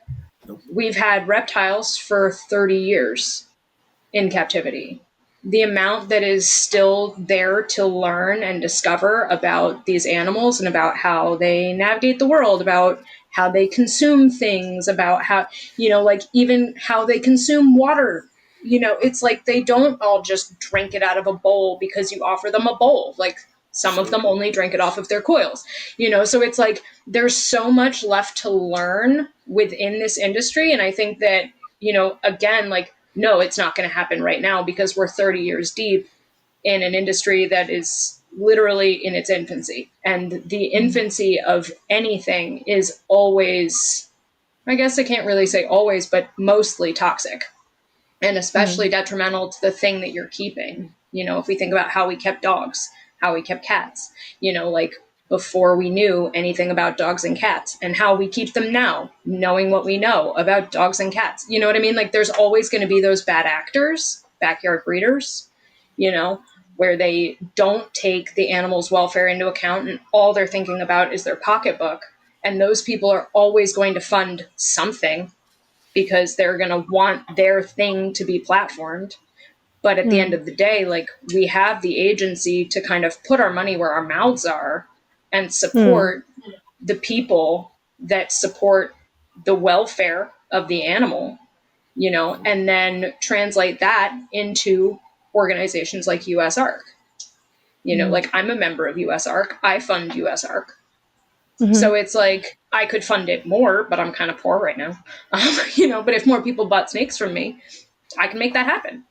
We have the agency to change the trajectory of these organizations where they're there to advocate for us as keepers. Like that's their job, is to advocate for us as keepers. So the more people that care, the more people that advocate for this, for the welfare, not necessarily the rights, that's a whole nother conversation, but like the welfare of the animals that we keep, the more agency we have over these organizations. My feelings on USARK. So I'm also a member of USARK, but my feeling is that USARK probably should lose keepers from their name and replace it with industry, because I do believe that that is their focus, is industry. I support them because there is no one else, and that's a pretty yucky reason to support them, because there is no one else. You know, especially in Florida, we have a lot of legislation and there's a lot of rules about what we're allowed to have, what we're not allowed to have. And I also don't necessarily find myself categorically against legislation. I think that there is appropriate legislation. And you know, like I said, I wish USARK would focus more on the other stuff. But the reality is, I think that the dollars are what drives them, and the dollars I think largely come from from breeders and from industry. Whether that's not, it's not just breeders, right? It's also the manufacturers. So ZooMed, Exoterra, those organizations also give lots of money to USARK, and yeah, I don't. I would tend to agree with Shira that it's not going to come from USARK, that's not where it's going to arise from. And I wish we had an organization that was focused more on husbandry, more on keeping, more on how to do this right, how to do it ethically. And I just, unfortunately, I just don't think USARK is that organization. I see more of that out of RRK, but I also have a little bit of concern that they have kind of fallen into the same situation as USARK. I'm also a member of them as well, because again, there's no one else, and I, but I have a BCI, right, and I'm pretty sure that boas are going to be the next ones on the ban list in Florida, and so there's I'm not going to be able to fight our wildlife folks by myself, right? So I need those organizations. So I'm uncomfortable allies with them, essentially. Like I've always been kind of at arm's length with them because I don't know like really much about them, to be truthful. But the one thing I have observed is that I wouldn't align with them because they are based on keepers' rights and not animal rights. Because I've seen tons of appeals to contest CITES amendments for species because it would affect keepers' ability to keep them, and I don't agree with that at all. I'm not interested in preserving my right so I can pat myself on the back with keeping endangered alligators. I love them more than anything, but I could not. My morals just don't align with putting my self-interest ahead of that. And maybe it is true that USARK may not be the one to get us where we want to be. Maybe we do need a whole other organization completely organized by animal welfare and led that way, because the first fundraising you garner will be with aligned interests, hopefully, and will hopefully not be swayed or bought out. And I do have strong hopes that all these people who stay quiet, if you start speaking out saying, hey, this is not right, they will say, yeah, this is not right. Because that has been my experience so far. If one It's not person always stands true. up, it's not as powerful as if a whole chorus of people stand up.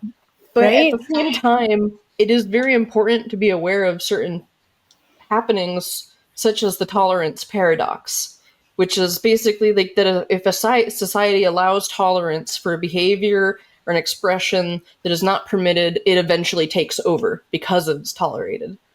Mm-hmm. And that's Okay. kind of where I think like is self-policing worth it? Yes, because I'm not for sale and I never will be, and my ethics are not something I can hush down. But at the same time, like I don't know, like it's this is a problem so much bigger than me. So my self-policing could make little to no effect. But if I'm open and I'm honest about what I believe is right, hopefully other people will also have that courage or change their minds or whatever it is. But people stand together. It's not something we can do alone at all. But it starts somewhere. But again, you have that tolerance paradox. That is what I'm afraid of. Yeah. Definitely my approach or my input might be somewhat controversial, I preface what I'm about to say to EJ and Chris that if USARK has if US excuse me, if USARK has a hope, it would be you two and other keepers like you guys. I am definitely not a supporter of USARK, and I'm going to segue into that a little bit. And you're looking at somebody who's gone through a lot of different phases, and there was a point where I was the biggest tree-hugging hippie climber boy, radical environmentalist there was. And I was even at one point contemplating, because there were job openings to repair windmills. And since I was a climber, I'm like, oh, that sounds right up my alley. I'm going to jump on board that and do that. But I kind of equivocate USARK to like the climate summit. There's one thing about, we're here at every day, and it's like a lot of the stuff that USARK comes out with is fear-based. They're scaring people into thinking that their rights are going to be taken away from them. I'm going to circle back to that because I don't think animal keeping is a right, first and foremost. Me neither.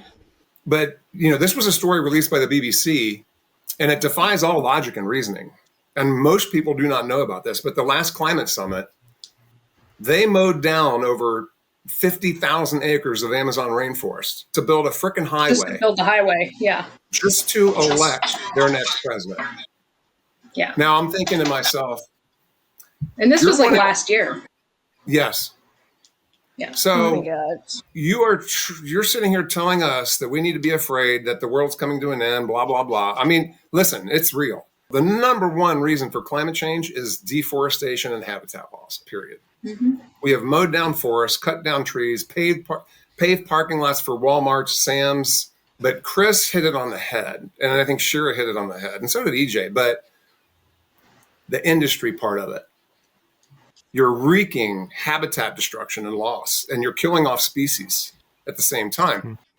USARK, I do believe, is industry-based. Just like I think it's basically, it gives them so that they can keep continuing breeding the way they breed, keeping animals in tubs, and you're not going to be able to take that away from them. Mm-hmm. I am a member of RRK. I do support them. But like Chris was saying, it's kind of rotten that those are our choices, right? And that's where I was going to segue into with RRK, because I've met Tony and had good conversations with Tony. But I don't believe that keeping animals is a right. I think it's a privilege. Mm-hmm. You don't have the right to drive a car. You have to go through steps to get your driver's license. Mm-hmm.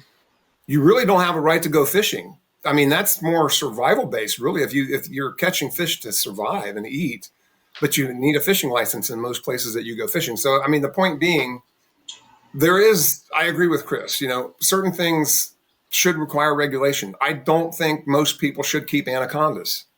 There is nothing you're going to be able to do to give a 20 plus foot animal as big around as a telephone pole. And when you know the habitat that they're in and what they do, I mean, there's just no way you can keep that unless you go through, you should have protocols. If you want to keep an animal that big, go through the protocols, get a license for it, demonstrate this is what I'm going to do with it. Demonstrate this is why. Same with maybe breeding. I mean, I don't want to take it away from people like you, EJ, when you're doing such an amazing job. I get it. This is the hard part. But I'm here, like one of what, like 5? It's like that's the issue. Like there are people that are doing this well and that are trying to do the right thing. But at the same time, like I'm not interested in the accolades with that, because at the same time, like I'm breeding very selfishly. Like this has very little to do. I have my pure, lines of stuff. Like as far as continuing the species goes, like I have pure stuff. I have my pure hog islands. I have my, pure pearl islands. I have pure Brazilians. I have dumerals. I have some of these, but then I also have like really cool morph stuff that has nothing to do with actually benefiting them. So it's like, like right, it's but you because I want to do it in a way.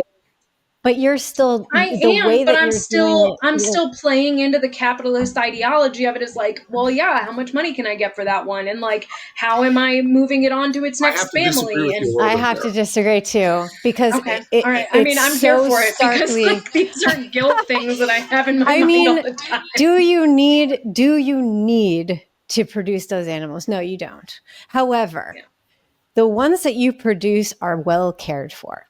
Mm-hmm. You take time and vet the people that you sell to.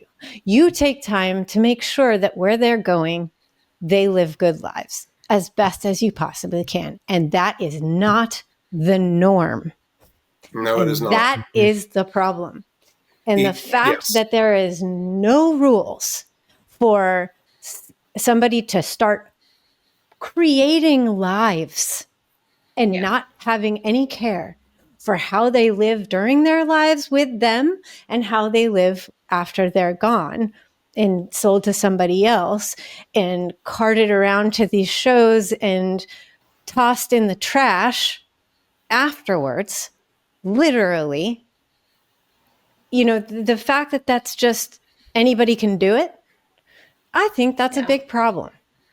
Huge. And the tricky part is that no one wants to address it because outside the reptile community, and I understand that PETA and people who are making these legislations happen may not, they just do blanket stuff. They don't understand ins and outs. It's like both are bad. Yeah. Like we don't want people who don't understand reptiles making legislation about reptiles. However, we have all these bad actors that are going to draw attention anyway to those people. So You're we right. have to self-police, and yet we are not always doing that because there are people protecting others thanks to capitalism and protecting self-interest. If a vendor throws away animals in the trash and the show promoter knows about it, and instead of banning that person from ever vending again, they ban a whistleblower who called out that vendor for throwing animals in the trash, we have a serious problem. Very. It's accountability versus narrative. That's what it boils AJ, down what you to. do, I mean, you give somebody, when I go back to being 5 years old, and hog islands are a phenomenal species. They're very manageable.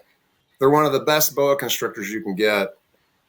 You give me, the 5-year-old kid, that ability to have that maybe as a first reptile or maybe a second reptile, segue into a little bit more of a collection.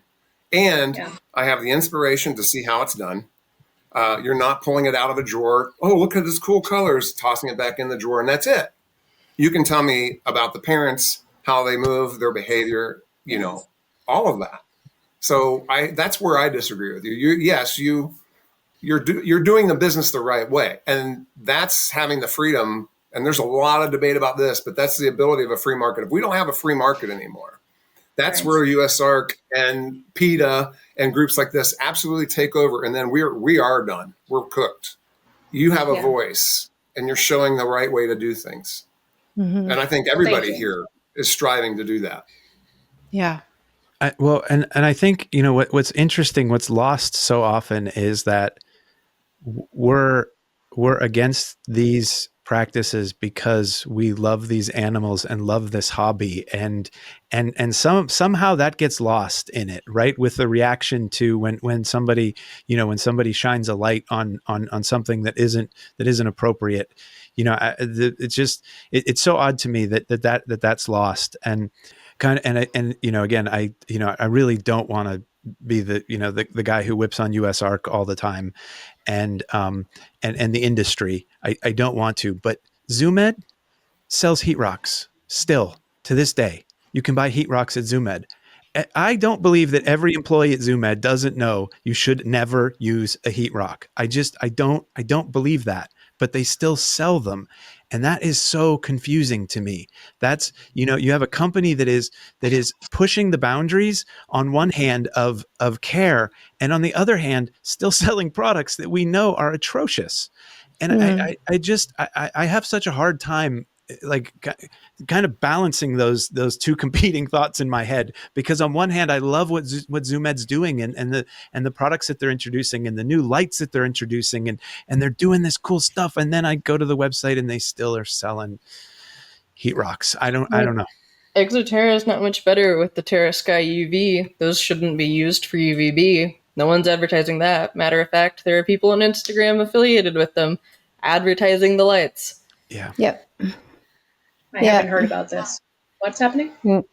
The lights, they shouldn't be used as intended. The LED UVBs are very good in terms of the spectrum and the UVA they produce, but the UVB is not safe to use because of the lack of UVA. One, it doesn't regulate the vitamin D3 production, so you just have off the charts out of unregulated production of the vitamin, and you'll end up with probably very sick or dead animals if you. Yeah, and people are like, I've used it for the last year and it's fine. And it's like, You here's have all the these people problem, guys. creating content Yeah, saying, like a like, year. These We're not animals thank talking you, a need year here. Tara. we need a lot Yikes. longer to test Like, these think things. more like 4 or 5 years down the road here, folks. Yeah. And this is why I keep saying we are in the infancy of this industry. Yeah. We're Yeah. headed in the right direction. We're just not Yes. there yet. Yeah. It's expensive. It all takes time. It is. It all And takes that's time. like, that is absolutely the biggest hang up I will guarantee you that a breeder has. I mean, the amount of money that I have put into my setups is like, holy Moses. Like, it is rough. My fiance was like, I'm sorry, you spent how much? And I was like, I don't want to talk about it. Like, I can't, I'm going to throw up. Like, Yeah. she was like, I'm sorry. And we're getting this back when? And I was like, in 15 to 20 years. She was like, I hate you. I was like, I know. Like, it's just like, and I can't fault other breeders for being like, no, like, because a lot of them just don't have it, you know? Right. It just Right. sucks. It But- all sucks. But I think it shouldn't be lost that we are going in the right direction, right? I mean, we are. And I think about, at least, when I got back into this hobby, I didn't know anybody who was doing what you're doing, EJ. I didn't know anybody. Everybody was breeding in racks. That was all I knew. Maybe they were out there, maybe they were quietly doing it, but everybody was doing racks because it's the only way you can make money doing this, right? And I hear that all the Well, time. it It's the is. only way you can That's make money. just true. Well, is it, I guess my question would be, because I'm not a breeder, right? I'm not. Yeah. I don't, I don't pretend to really fully understand the economics of it. But I guess I'm okay personally if my snake wasn't $100 and was $300 instead, right? I would be okay with that if I knew that my snake was being sourced from someplace, and I understand that that pricing that way excludes some people from the hobby. But here's the thing, I should can't in some afford a ways. Lamborghini. I can't afford a Right. Lamborghini. And I don't have any, I can't, get upset at Lamborghini for the way they price things. Right. It just, Right. I don't want to deviate too much from the conversation, but I can absolutely do an overarching breakdown of the economics on that. Because I will just say, Chris, I truly appreciate what you're saying. And I know that Shira's in the same boat. I don't know, Sav and John that well, so I can't really say that they're in the same boat, but most people are not. Well, I would right. say you are one in right. 60. And I mean, the realize that. amount, maybe 1 in 200, arguably, because and most people who are prepared to spend over $500 on an animal are either a budding breeder who's not willing to spend it because of how you can't sell a normal boa for that. You can't sell, unless you have like the genetics that they're looking for, they're not going to spend it. Or a budding keeper that wants a very specific thing that's going to fit into their lives. Like, I met a wonderful little boy at, the Pittsburgh Reptile Expo in the spring. And he'd always wanted a snake, and his mom is mortally terrified of snakes, and they just really liked me. And I introduced them to boa constrictors, and they were worried about the size, which is like the biggest thing that I come up against, but that's another conversation. And, but they were worried about the size. And I was like, don't stress about that, because I work with a lot of dwarf and super dwarf lines. And I happen to have several babies from this litter that the males, I don't expect to get more than 3.5 feet. And they were like, that's a thing. And I was like, that's a thing. And because of that, and because of who I am as a person, I mean, I've spent probably 4 hours on Zoom with them, just like talking through stuff over the last 6 months. Because of that, and because of who I am, they were willing to spend the money that the price tag that I put on that individual snake that wasn't, it was between $500 and $1,000. And so, but they were like literally 1 in probably 20 that I've met in the last 2-3 years that were willing to do that. So it's like, it's so hard, because it's like, yeah, you can totally, and I would love for us to create an aspect of this industry where it's like, I was listening to a podcast, I can't even remember what podcast it was, but it was like talking about ethically raised animals having a bit of a price tag bump, and have that be like the thing to ascribe to. I would love to have that, because then I might not go broke, but like, it can't be just a deviation there, because Right. then you're going to have these very strict 2 camps, Yeah. and that's Sure. not going to work. Which is kind of what we have now. It's kind of what we have now. You can't do it, because then you're going to have the uneducated or new keepers or whatever, or cheap people, or who just don't care about the animals Right. themselves, that are going to go all to the cheap side. And that's going to have a whole thing. And then you're going to have another.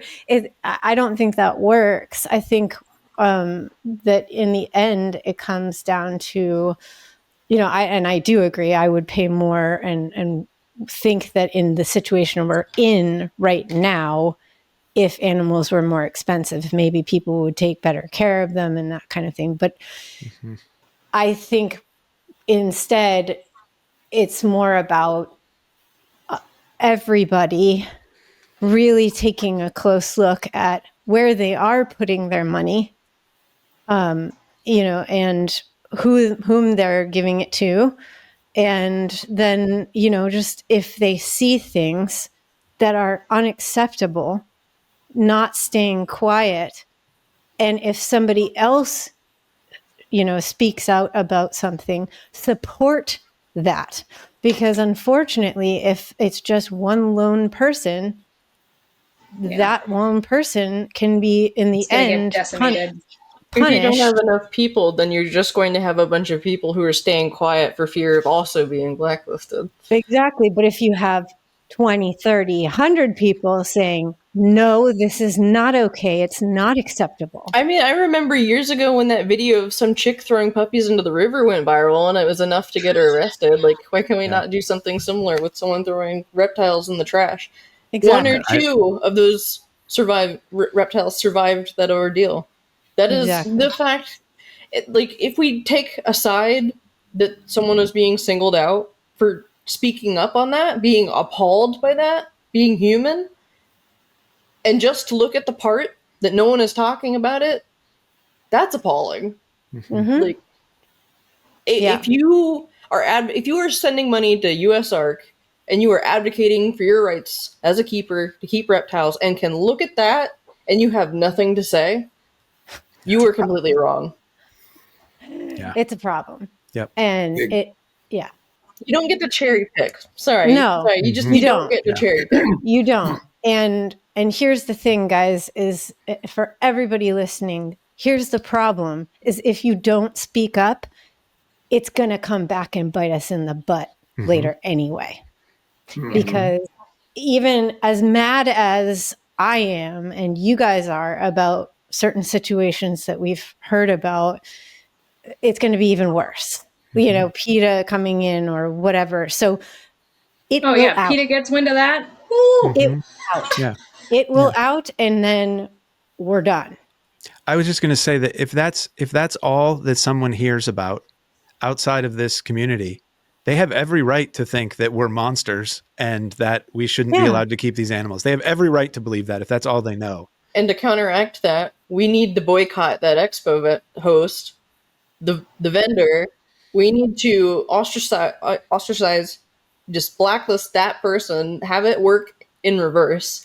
From what they're doing to this singular whistleblower, we need to do that in the opposite, because otherwise people are going to people need to understand, when we're sitting here right now saying this needs more attention, and then at the same time saying, if PETA hears about this, we're done. We're not talking about PETA hearing about animals being thrown in the trash and dying. We're talking about that the community was aware it happened and we did nothing. Yes, exactly. And I do want to amend to just note that, unfortunately, as much as I want to, boycotting the expo itself may not be helpful, because it people supports count on that good to breeders live, too. but and what needs to happen is that the vendor in question needs to be booted forever and ever and ever, and then 2, that promoter needs to be, held accountable and maybe replaced.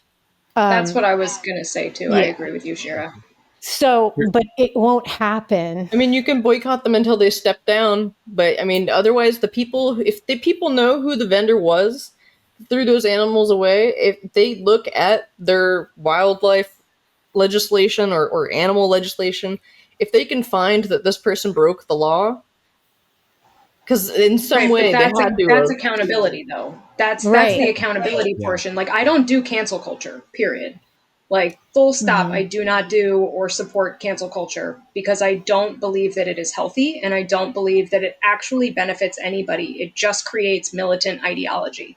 And militant ideology has a way of biting you in the ass, like, very hard. I agree, but I also don't agree with just letting whoever was overseeing this continue to move forward with no oversight, no anything. Wild difference between that and what I just said. I'm not saying I wasn't sure if you were attributing what you said to what I said. No, sort of, because I don't do cancel culture. And what you are advocating for sounds like cancel culture to me. Boycott, divest, all of that is hallmark of cancel culture. And what I'm saying is there is a monumental difference between accountability and that. I don't believe that works. We have seen, I mean, if you look at just the state of the United States and the world right now, cancel culture is having a massive backlash because it actually doesn't work. It just creates more militants on every side. I mean, what you're describing is ethical complacency. No, what I'm describing is taking accountability and taking stock. No, the people who will continue vending for this show because they need it to make money. That's ethical complacency. Ethical complacency, sure. But it's also like you still have to survive in this world. And if this is if this is your means of survival financially, that is a massive factor in how people make choices in their lives. I'd say, and that needs to be factored in. So when you're advocating for boycotting the entire endeavor, that doesn't help. It doesn't work. Right. All it does is create division and militancy. And division and militancy doesn't foster growth or learning. Sav, I think about it this way, is like, why should someone like EJ or somebody who's being responsible have to suddenly stop everything they're doing because some jerk is doing something bad at this show and it's continuing to happen? Like, there needs to be not of the opinion that everyone should suffer for one person. If you boycott the show, right? If you boycott the show and you boycott the promoter, which, to be honest, like, I'm sitting here like I've been struggling with this. Yeah, no, and I'm not saying you're wrong, but I guess I just want it to be known that if I frequently vended at that show, even if it was my primary month of the year or whatever, I would stop vending there. That is my personal belief, and I would not impose that on others because I understand people have to survive. We have to have other alternatives, so we do. But I'm also a very determined person where if that push came to shove and I had to survive, I would find another way to make it work without bending my ethics, my morals. That is me.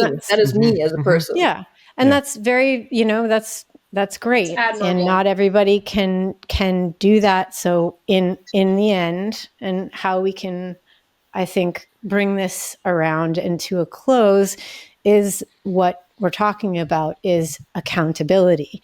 And that means that whoever is the bad actor needs to be accountable for their actions. There needs to be some kind of repercussions for that, agreed upon somehow. And this is all, we're not going to find the answers today. Yeah, we'll never find the consensus, but as a start, this needs to be acknowledged. It needs to be acknowledged. And that, the more that we all keep having these discussions and Whether or not we agree on what should be done, we need to keep having these discussions, and we need to spitball, and we need to try and come up with our because, and this is a great example because we're all coming from slightly different backgrounds and generations, and it's important to have these kind of conversations. And I think that's how we've gotten to where we are today, which is way better than where we were 10 years ago, 20 years ago, 30 years ago. So I hope that in the end we can come around to something positive out of this, and saying that we all recognize that there's changes that need to be made, right? And that we can't be complacent. I think part of the problem is the response to this has been to attempt to stifle that conversation, right? Part of that and that kind of gets to what EJ was at, right? Where that's cancel culture in a different direction, right? It's and that, I don't know how we fix that. How do we fix that? How do we, because let's say we take EJ's stance, and we're saying, okay, we're against cancel culture. We're not in favor of it, right? But we want to still have this, we still want to talk about this. We still want to say this isn't okay, right? Sure. And I think I think you can do both. I think you can not adopt cancel culture and still talk about it, but so much of the effort around this seems to be about stifling that conversation. And maybe it's fear of cancel culture. Maybe that's what's driving it. But so much of it seems to be, we have to hide this. We have to stop people from talking about this. And that's just that. I just categorically believe that is the wrong response. Yeah, I agree. Well, again, that circles back to accountability versus narrative, we have a narrative that we're trying to put out there into the world of, okay, we keep these animals because we're trying to preserve conservation. Okay, make your case. You know what I mean? We have these narratives that we put out to advocate for what we're doing at any given time. And when you have a scripture to a narrative, when you have a tribalism that forms out of that suffocates accountability, because accountability is around the self. It's around the individual, either, the individual industry or the personal individual, but it's still an individualistic thing. And when you have something like USARK making the case for us to be able to keep these animals because we want to, they almost have to ascribe to a narrative that meets the standard of normative society, because people think we're already freaking insane. They think we're demonic Satan worshipers who are sitting here hanging out with snakes or lizards, and it's selfish and it's self-involved because we have a 30-foot anaconda in a 5-foot box, and we think that that's fine. So this is what we're up against. And so one of my favorite things about kind of where I land, and it's taken me a very, very long time to get here. I have gone through the full gambit on this exact conversation in different contexts, but I'm a firm believer in accountability and integrity, and I always have been. But I've definitely had times where I have let that slide because it doesn't fit the narrative that I'm supposed to be advocating for. It doesn't fit the mold. And so as I've gotten into my late 30s, I've realized how toxic that is and how detrimental that actually is to what I'm saying, because the people who are on the other side are not going away.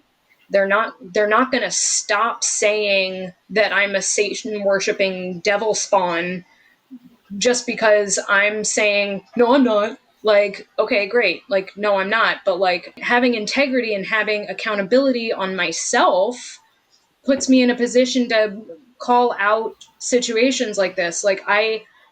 if I had found dead animals in a trash can at an event, I would have lost my ever loving mind. Like, and I've seen some sick ones, and I've reported them Mm-hmm. every time, and And I'm that's lucky. great. I'm lucky that the organizers of my events either don't blacklist me, don't come for me, at worst they ignore me and they're like, that's unfortunate, and that's not my favorite. And I have stopped going to events that are that, because I'm like, that's not something that I want to support. And like, I don't appreciate that. Like, I don't want to be at an event where there are sick animals. That doesn't make me look good. Just by association. And I have a perspective that I put forward, and my number one thing is accountability, like, and integrity around my life. And like, I've fought with my wife about this, like, where she's like, can't you just, and I'm like, no, I can't, because that's not what I'm about. And I think that, like, we just, as a hobby, we just need to move away from the tribalism. We need to move away from the narrative, because the narrative is not serving us. The narrative is not helping. It is a hindrance. It is a self-deprecating narrative, because the more you associate with people who throw animals in the garbage, the more you are someone who will throw an animal in the garbage. Like, no, Tolerance like, I paradox. don't, Yeah. right, like, and I don't want to be that, but I also am not going to boycott the entire endeavor. But I will absolutely have conversations with the organizers. Like, if that, I will have conversations with those people. I will have very intense conversations with those people. Hmm.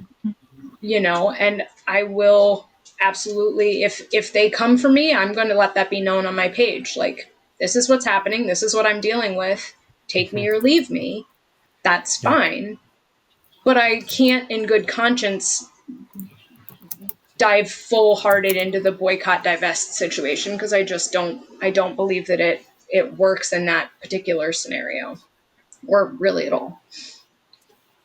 I want to end this with some kind of takeaway, which I think from you, EJ, we have like, speak out and do what you believe is right.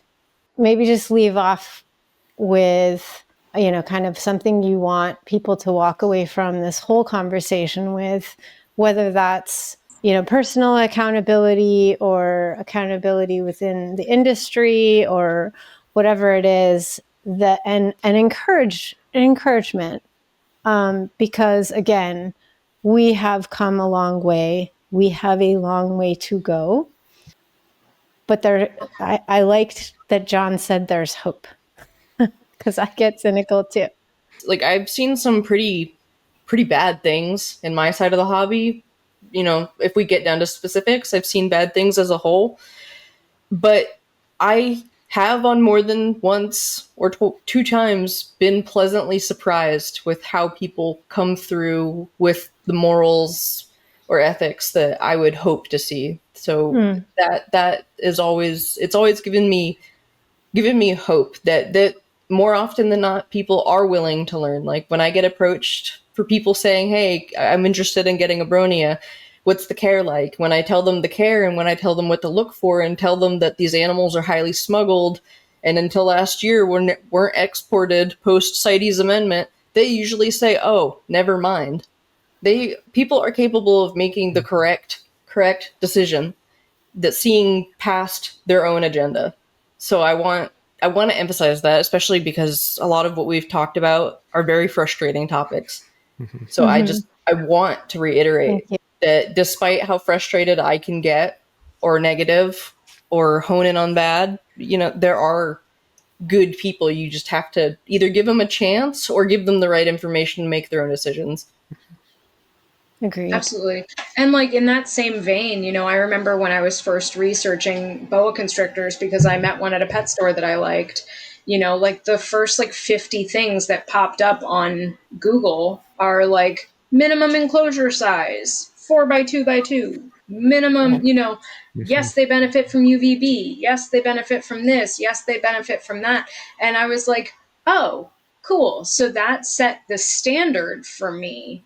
I didn't grow up in this industry. I didn't grow up with old school breeders who keep, 500 animals in shoe boxes that are made for a baby. I wasn't raised with that in this industry. So I think that we are orienting towards a real positive for these animals. And I think that the more that we have people you guys who are out here advocating for these animals and showing off. I mean, I'm just sitting here looking at John's background the whole damn time, going, damn it, I need to upgrade. And I'm feeling this internal shame because that was my baseline to begin with. And I'm like, oh my God, I suck. So I think that the more that we're out here being I appreciate you. The more that we're out here, advocating for this component, I've started carrying around a little booklet with me to expos to be hey, you're thinking about a snake. That's great. Here's your intro. Yeah, she made a zine. If you wanted it. I did, and with my friend Olivia, and it was not, it was hard. I wrote it's 25 something pages, and there's custom art, and then people walked off with it, and I was like, no, it's not free. It cost me a fortune to make it. I had to chase people down, be please bring that back. Yeah, I think that's a great point. I think that's a great point. Is that all of us? We should continue to do what we can to promote the best care and the best parts of what herpetoculture is. And I'll just say, to end on my end, that is also including talking about biophilia, thesis and the connection to nature and our empathy and what that does for us as human beings to connect with these animals. Mm-hmm. And the more that we do that, the less that we're going to do things that harm them. Absolutely. Mm-hmm. Well, it was David Attenborough was talking about how you can't love what you don't know, and you can't know what you don't understand, and you can't understand what you don't see. That's a paraphrase, but that's a quote that's always stuck with me.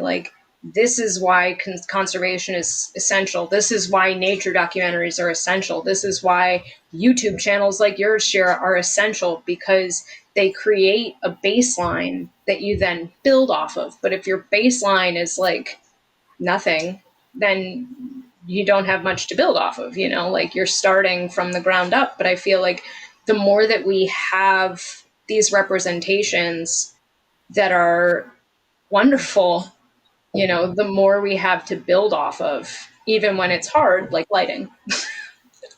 Yeah. We need to keep talking to each other, right? That's the important thing. And, like I said, sometimes that's not always my strong point, but I still know that it's important.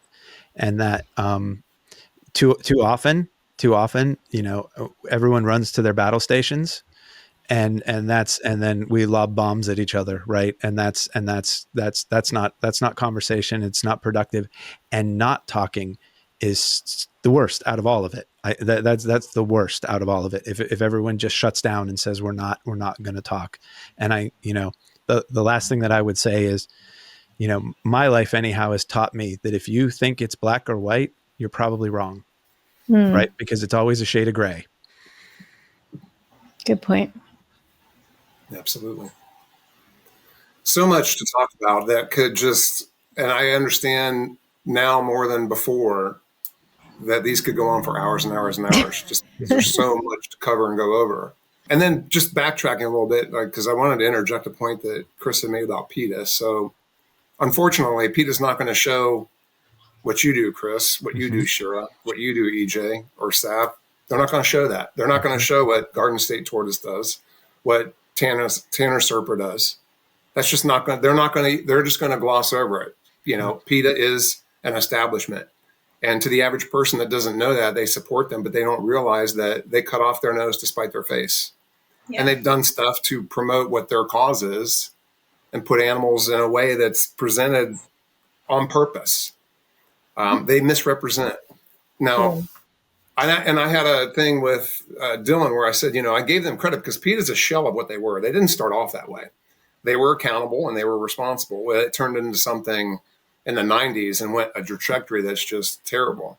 But the hope is definitely those things that I just mentioned. It's getting Shira's channel to 100,000+ subs. Our channels, if we get growing more, the more, and I think it was Liam had said this, we need more, and Dylan has said this too. We need more, of a social media influence along those lines, along the lines of Chris. And I've met Chris and his wife. They're fantastic people at Garden State Tours. And they don't have anything bad to say. Everything they do is positive. They're not focusing on the negative. They're pushing forward. You can't go back to the mistakes. That's gone. That's behind us. We have to learn from them and move forward with that. And I agree with EJ and Sav's perspectives as to the what we were talking about with the Reptile show. Unfortunately, that the director should have done something. He had the golden opportunity to interject there and be like, well, and again, with the cancel culture, no, you know what you do? You get the information out there and you spread it to somebody who might attend that show and say, hey, you make the decision, you decide for yourself. I'm not going to tell you not to go there, but I do happen to know XYZ, and for my choices, I'm not going to go there, or I'm just not going to, avoid that vendor specifically. Yeah. That way you're not canceling anybody out, but you're also spreading the information of what happened. That will grow. There's one thing where there's smoke, there's fire. And that smoke starts to spread. And then people start to research and look into things. But no, absolutely. Like, it's not a completely hopeless thing. You have to get through all the kind of doom and gloom and understand that, and take a deep breath, step back, focus on moving forward. Yeah. It's always darkest before the dawn. It has to hurt. It's funny you say that. You think Pain means you're growing. I get inspiration from a lot of different things. If you think about the remake of The Day the Earth Stood Still, it's a perfect example. Klaatu, Keanu Reeves. Yeah. And then John Cleese. Like, we are only going to get to where we need to be when we meet that absolute critical low point. Yeah. And for whatever or it's reason, like, we finally hit rock bottom and got help. Yep. Yeah. And we might be there. We might have hit it. Yeah. Oh no, I'm not even saying that sarcastically. Like, I genuinely think that animals in the trash and juggling ball pythons is rock bottom. Yeah. Like, doing that on camera, that is rock bottom. Yeah. I would agree. And I mean, the trajectory can only go up. Right. Well, I'm really grateful for all of you for being here, and we've gone on for quite a lot longer than I expected. So thank you all for taking the time to be here with me and discussing stuff that isn't easy. We could come on here and talk about enclosures and design and all of that stuff, and that's fun and it's easy. And I mean, I think this is fun too, but it's not easy. It's not always comfortable, but it's so important and it's so valuable. And I value all of your inputs so very much. So thank you. Thank you. I do too. Thank you guys all. Yeah, it was nice meeting you all.